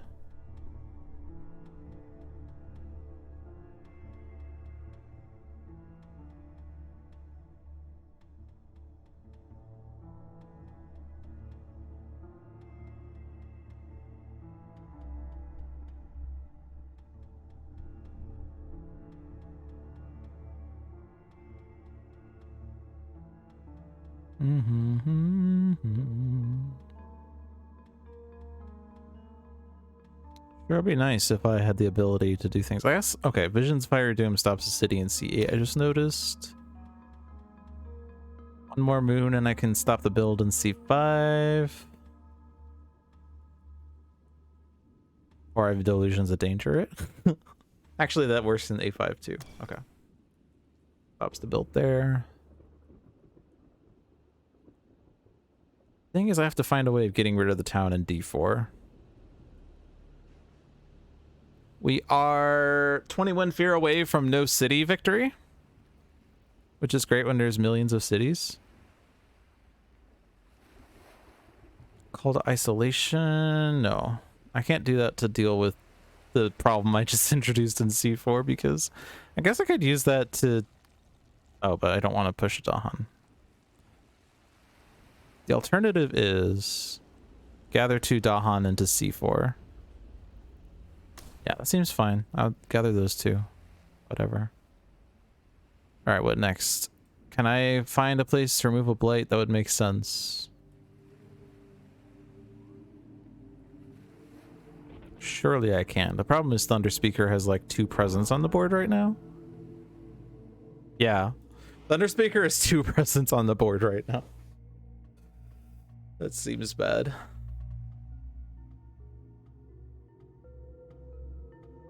Entrancing Apparitions does anything? Stops the build in C5, but that's it. Guess we're doing this to defend D7 a bit. Would be nice to play a fire. In case... Oh yeah, I can kill towns in there.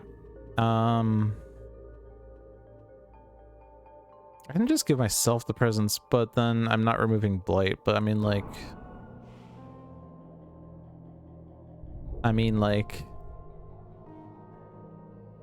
Giving that presence to Serpent seems really nice.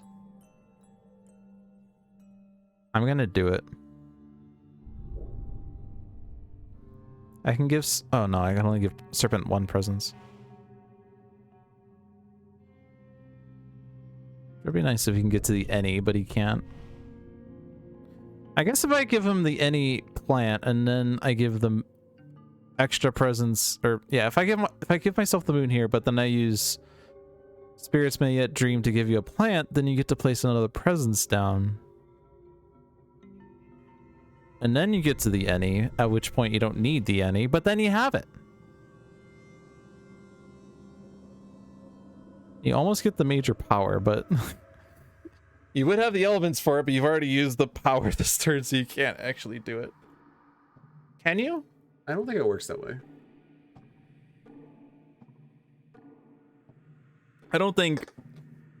I think once you've used the power, even if you're in the middle of the action, the elemental thresholds are decided and you can't add to it, I think.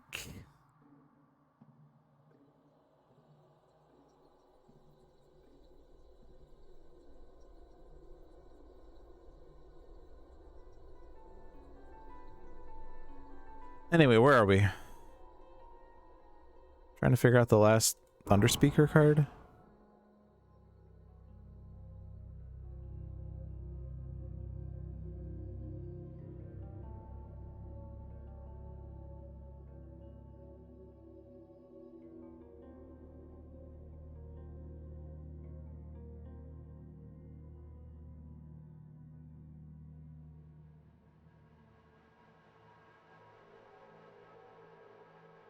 Could just play Manifestation. But there's not really a reason to. I could clear everything in C4, but that's not a problem. Gather 3, push 3. I guess I can gather closer to C8 and then do Manifestation in there. Okay. I mean, we're getting the town out of there, but still.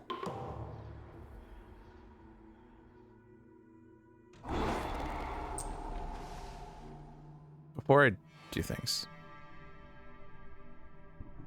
Well, I also absorb essence. I absorbed Bringer. I might as well absorb Bringer again.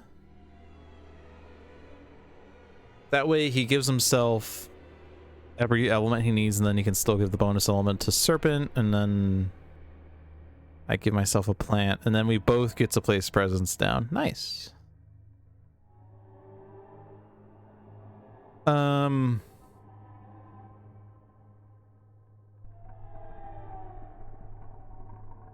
have to take the plant before I do Spirits May It Dream. I'm going to assume I did everything right. I don't want to have to keep rewinding. Each player moves explore town from a land with presence. Okay. Cool.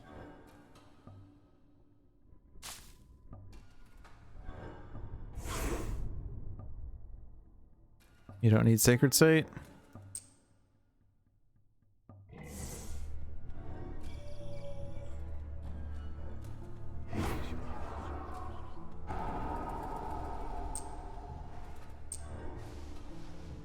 Mountain party!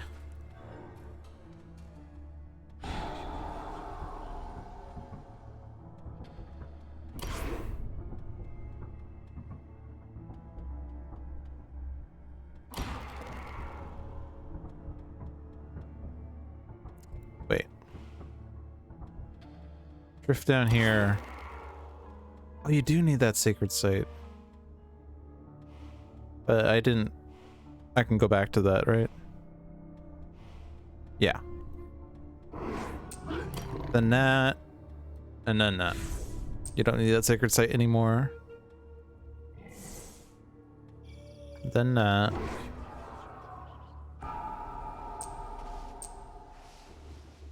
Then that. Alright, then the Aegis, that's defended. Drift down, that's defended, right? Zero Blight this turn. Yay!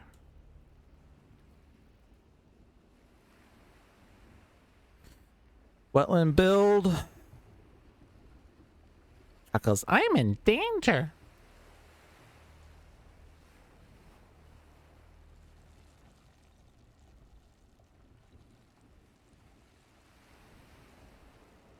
I have to spend energy on that one? No.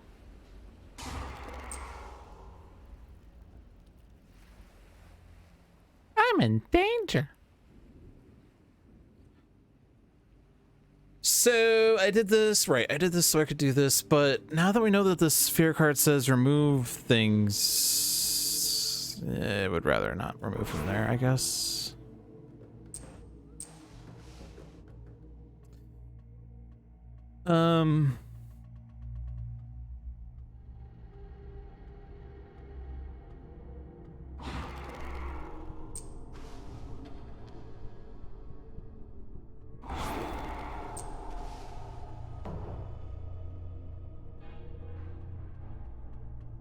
Hold on.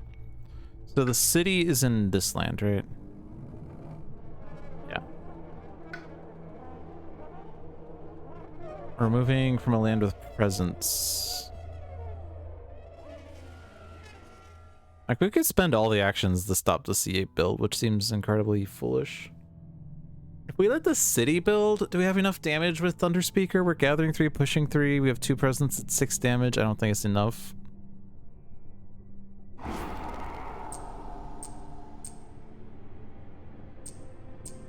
I want to hit the town. Can I hit the town, please? Thank you. Invaders do +3 damage when ravaging a land with presence. Fantastic. Each beast destroys an explorer. Add beast to a board without one. Each spirit with 3 Dahan may use a slow power now instead of later. So the problem is now this is a blight, but we can remove the town. Is this a land of presence? This one's not blighting? Okay. So this doesn't matter. All of the fire tokens are down, so we don't need to worry about spending energy. And it's these 2 people. Animated rack root or these things, which don't matter. I guess I could do Lead the Furies in C4 for extra fear. It's not really doing anything. We haven't done the earned fear card thing yet.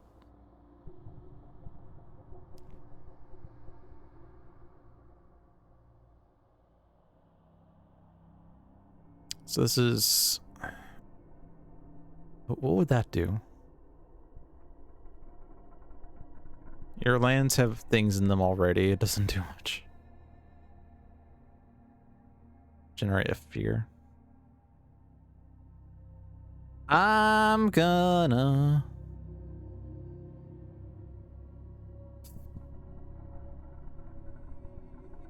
wait on that. See what the Explorer does. I think this is definitely a wait on the Explorer.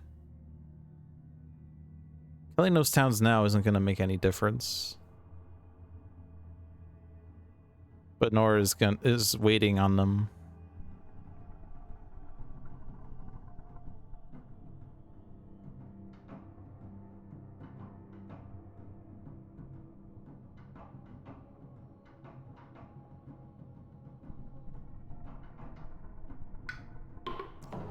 Okay. Remove from land with presence, so stop that blight. Oh yeah, I could remove this town and then the wilds would have made sense, I guess.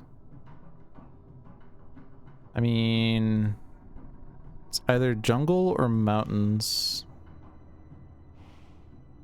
And actually we can remove a town from a land with presence, so there's actually stuff I could do with that. So let's do the wilds here. Let's lead the Furious here. I don't know why that was a decision. Because now if I remove this town... I don't know what that did, but it felt like it did something. Because they're still building there, so it didn't really change anything, but it made me feel better. Alright, no blight. And all the other builds are just gonna happen, so... oh, that one, right.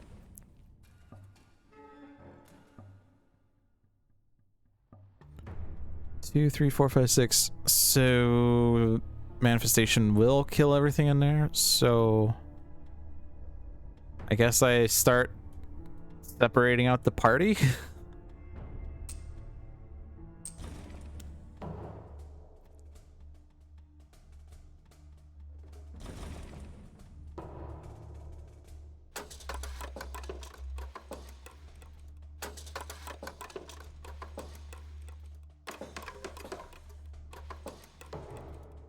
And they explore jungles! Hey, D2 Wilds did something. Yay.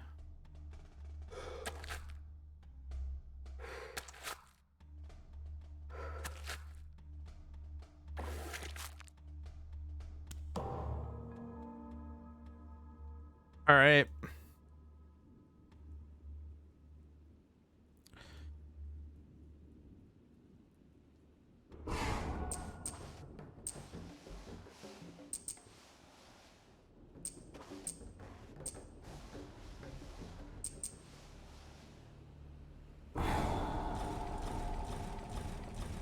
That deals with that ravage.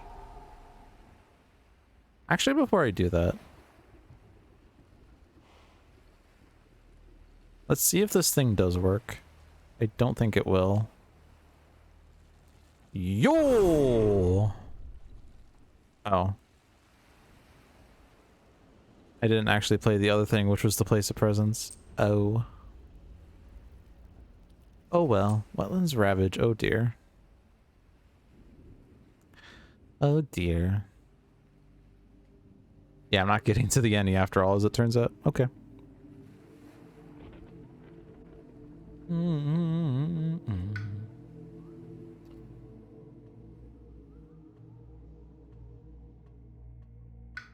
What are cards?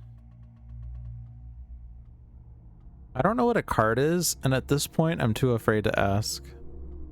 I have 3 fire, 3 earth. Okay, so I can kill one of the cities in D3 or B6, which is great because they're both ravaging.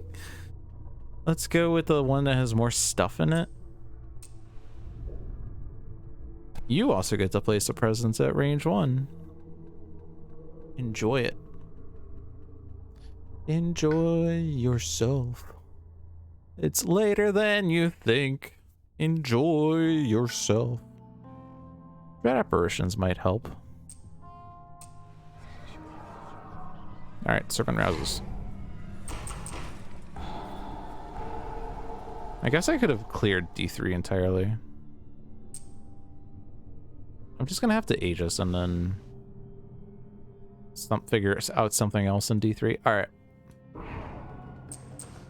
There's also the A5 problem, the A2 problem. Eventually we can win though, right? Like, no cities on the board we can accomplish someday. Maybe.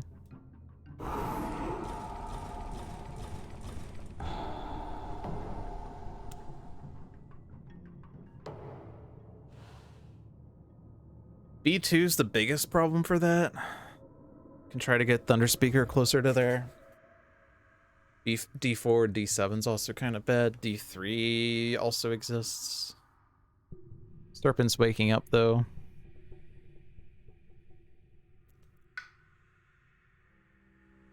Serpent gains a major power, reclaims 1, has an any. Seems fine.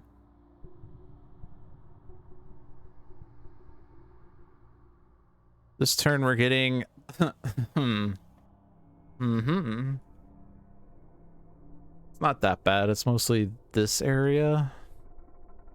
But these two are also bad, but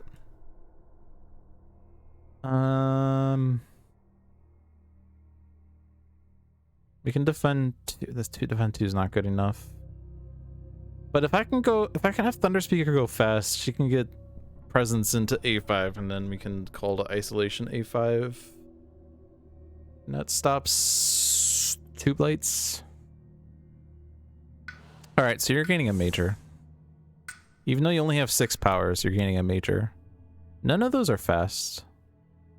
Fire and Flood is pretty good though.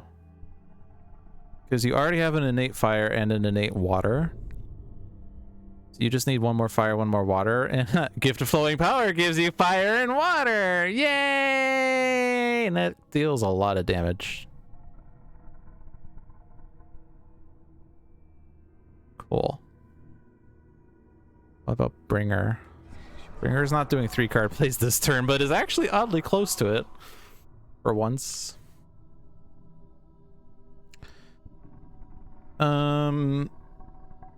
Bringer reclaiming Dread Apparitions. Generates a bit of fear with Aegis. It's okay. Aegis is defend 4. Dread Apparitions is adding 1 to that innately. So we just have to have 2 more. Gee, Billy, how come your power lets you have fire and flood?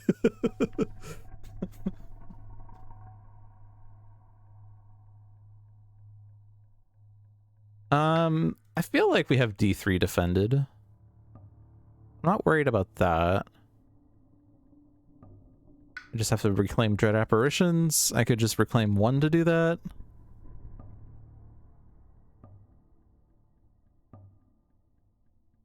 So I can still grow and get closer to 3 card plays. Maybe I get to place an extra presence down and I have 3 card plays next turn.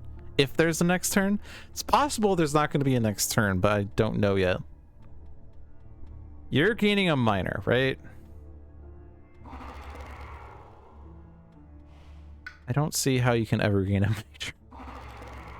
Like, I can give you +3 energy for the next 3 turns, but are there going to be 3 more turns? I'm going to get you up to 4 card plays, I guess. In which case I take minors that help with doing things. Those all cost energy. Maybe I should consider maybe someday having Darkness swallowing invaders. Does that do anything this turn? It might be the only turn that it does something. I can stop builds here, stop builds here. In which case I do this one. I do need another fire. It's the only fire card. Okay. Fire and Flood is obvious. I have 4 presents on the board. I have 4 presents left to place, which means that we are past the point where Absorb Essence works. I guess technically I could put Destroyed Presents on the board someday. Is today that day? I don't think so. I need Sacred Site. I have Sacred Site. And the other 2 lands have Blight, so I can't make Sacred Site there. Awesome. Next turn is Jungle. We're stopping those. Can I grow here? No. Can I go here? Yes. Do I want to go there? I don't know. They're building there, so I can maybe do something there. Bam, bam, bam. Bam. Also, this card gives me Fire and Water. I've hit this threshold almost twice over. And I can also get the presents if I take a Earth or Plant, and then Bringer gives me the other if he gets enough moons, which is actually not likely. You place presence range 1, get yourself another Sacred Site over here, thank you. Play your fire cards, and then decide which one you want to do after that. We have a Nature's Resilience if we need it. I don't know if we've 100% figured these out. I'm sure there's a solution there. I just don't know. I do need a moon. I'll play that one. Okay. Your Reclaim 1, Presence. Don't think you need a Sacred Site. But you can go here and you can like it. I guess a consideration is we could do a defend and a land with Sacred Site down the road. Oh right, I'm only playing 2 cards, I keep forgetting. Okay, so if I do a moon. Yeah. But then I don't have the repeat on this. I mean, I was never getting to repeat on this, but okay. Let me not hit the any yet. Because technically, I could decide not to. I could. Alright. I want to reclaim manifestations, and I need energy for that, so I do this one. I'm going to stick with my Dahan army. I'm going to get an animal.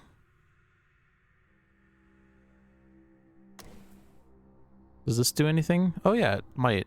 Actually, I can defend that. Yeah, cool. I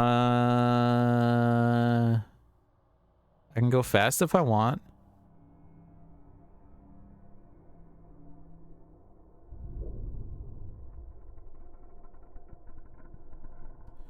What if I do this?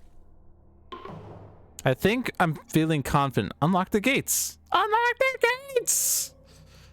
Starting to feel confident that we might be able to consider the possibility of winning.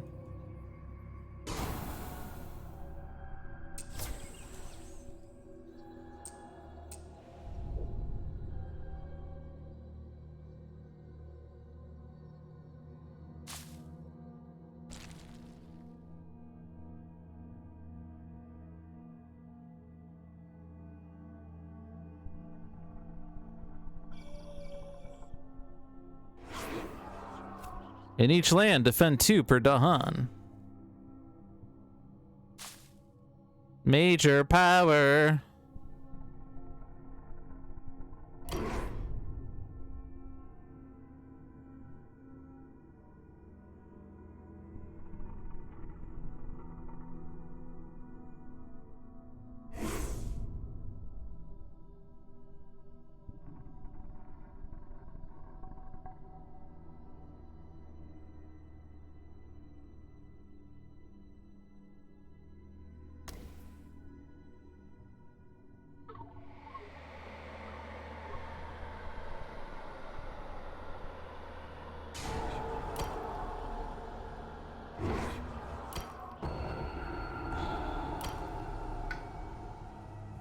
Okay. The blight's now over there.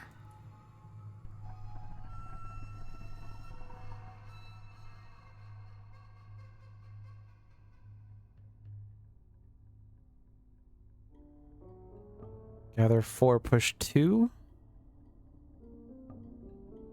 It'd be nice if I could do that.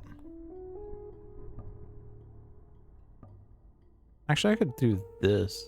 No, I don't have range, but I can. Ooh, what?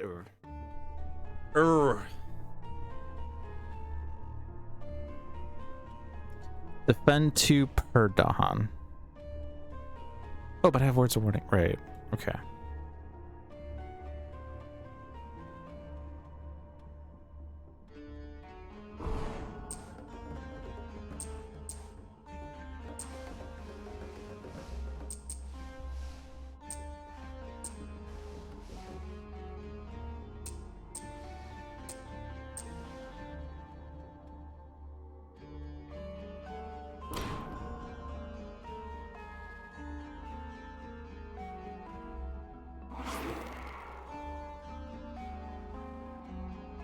Nope, that was the wrong button. I can do this one. Yay.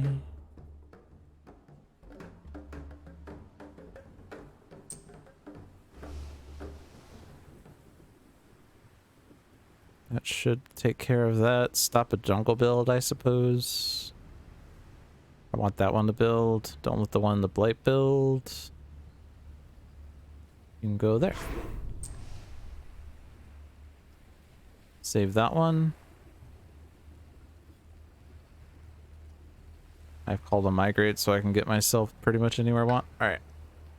Wait, no, I didn't do Darkness Swallows. What am I doing? I don't have range to this. Whoops. Oh, right, because I was going to do it here. Then Lure of the Unknown is going to be on this chump. Which makes sense. Alright, so that's the only one left. Alright, cool. After advancing invader cards, perform build step for 1 terrain not shown under any invader action. Beast deal 2 damage. Punish board, add Dahan to mountains or sands with Dahan. Okay.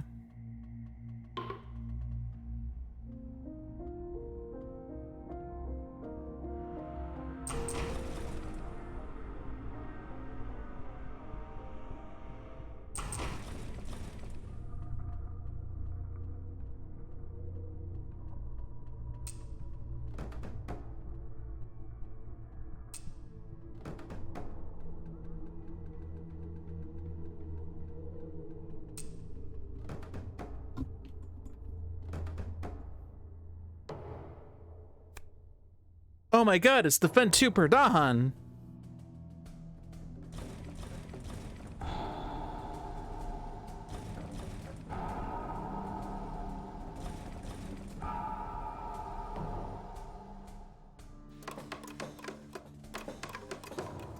Two builds. Alright, they're gonna build the mountains. It's actually bad because now there's another city on the board. Oh no.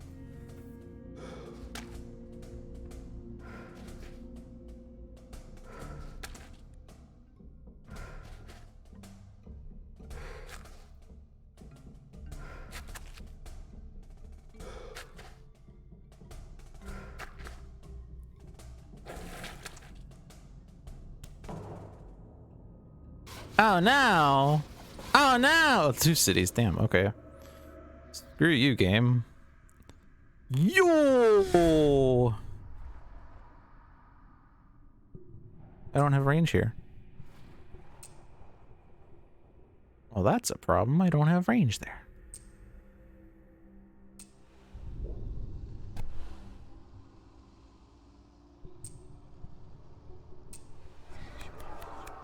Ah, major power. Ah, and unrelenting growth at this stage of the game. Seems good.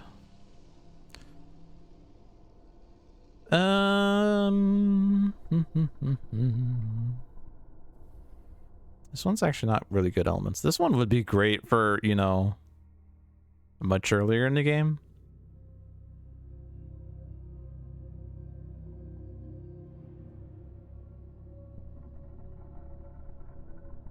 I'm gonna take this one. And you can't stop me.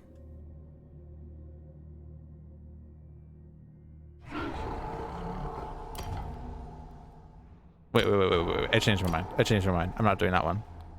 I'm doing this one. Sea monsters. Oh, did that actually do enough damage to hit everything? 6 damage plus 1 per blight. 3, 5, 7, 8, 9. Oh my god, it did do enough damage on everything. I forgot that it deals damage based on blight too. Oh snap. All right. Can I not push something, please? Pretty please.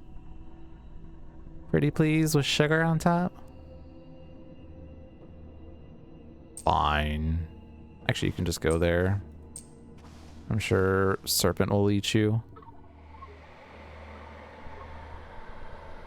Maybe.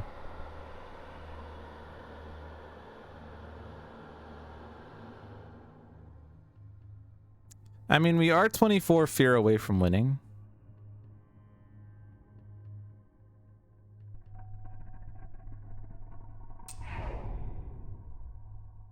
Wait, oh, because it's... Yeah.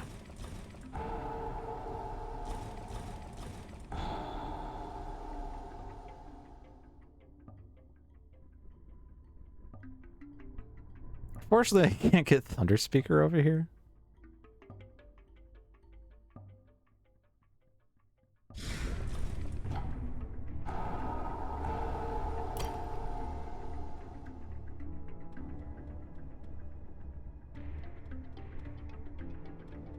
I can, however, convert the city. As long as I actually do this correctly.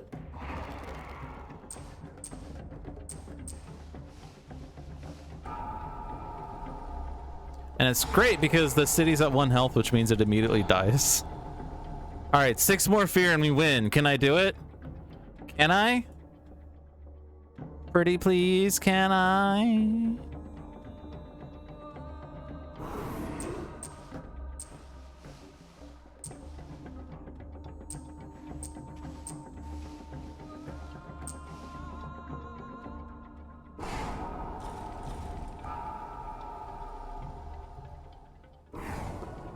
So close.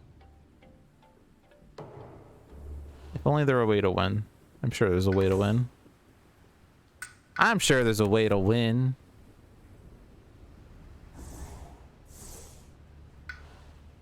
I wish there were a way I could win.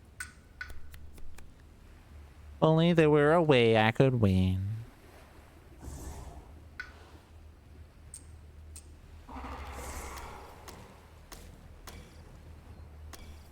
If only there were a way I could generate 6 fear off of 1 card and win.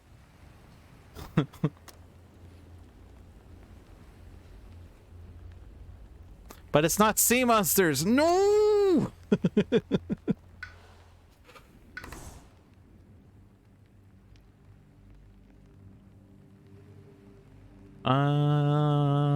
Sacred site, sure.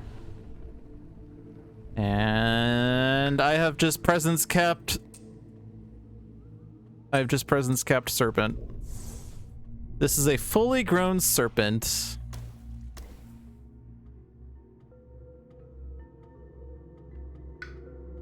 This is the only blight. All right, I'll throw an Aegis down just in case I, you know, accidentally hit end turn. That one. That one. All right, and then you.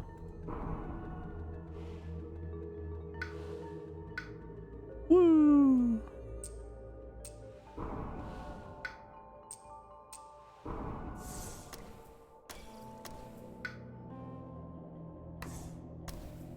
All right. So many cards, you can barely see the island at this point. Nothing removes blight, right? I guess if I had 2 waters, I could have removed a blight. Oh, well.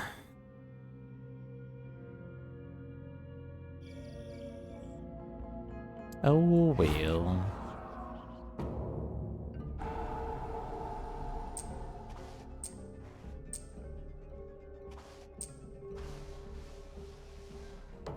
Game over victory. Immediate win. Take that, scenario I don't like.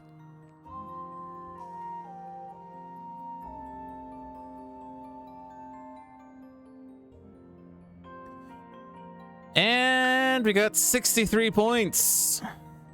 Not 54, not 69, but almost exactly in between. 10 for victory, 40 for difficulty. It was difficulty 8. 8 for the 4 remaining invader cards in the deck. 8 for the 35 surviving Dahan. I believe that's 3 more than we started the game with because it's 8 per board, right? No, it's 6 per board. 2, 4, 5, 6. Yeah, it's 6 per board. We started with 24 Dahan, so somehow we gained 11 Dahan versus Sweden. Go us! I don't think we actually killed any Dahan that game, like, at all. Believe it or not. I think. We had 1 Dahan conversion, but I don't think in any Ravage a Dahan died. And so we gained 12 Dahan from events. Like, 1 per on each board, add a Dahan to an inner land or to a sands or wetlands or whatever. That happened 3 times. So it's plus 12 minus 1 from the starting position. Yeah, get reverse escalated, Sweden.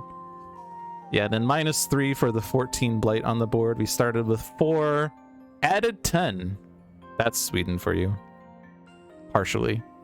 I mean, really, we added 6 or so blight ourselves because of the frickin' scenario that says you can't deal damage unless you put blight on the board. And forget fire cards. Anyway, I said I would not complain about the scenario. I don't like it, but you know that by now. All right, cool. That will be it for Spirit Island Saturdays in 2022. Thank you all for watching. I hope you enjoyed your stay. Be sure to check out the other streams we have on this channel. Every Tuesday at 7 p.m. is Handelabra Live with John. Although I think he's on vacation, so he's probably not streaming this coming week. So that might be canceled. I'm not 100%. Every Thursday at 7 p.m. is Dolphins Dive with myself. And since it will be the start of the month and the year, it will be the monthly Oblivion match. So look forward to that. Every Friday at 4 p.m. is Luck of the Seamus with Seamus the Hug Monster. And then every Saturday at 2 p.m. is Spirit Island Saturdays, as you've seen. Sorry, 1 p.m. We moved it back an hour. Right. Or moved it forward, I guess. Yeah. Handelabra products include Sentinels of the Multiverse, Bottom of the Ninth, One Deck Dungeon, and in Spirit Island. They are all available on Steam, iOS, and Android devices. One Deck Dungeon is also available on Switch, and Sentinels of Earth Prime is in active development. Follow us at twitch.tv/Handelabra Games for the live streams, or Handelabra on YouTube for the VODs. Follow me personally at twitch.tv/Logic Dolphin if you would like to see some Final Fantasy 13 content, especially of the randomizer variety. But that will be it for this year. No more streams this year, guys. Have to wait till next year. I'm sorry. Sorry, folks. We're closed.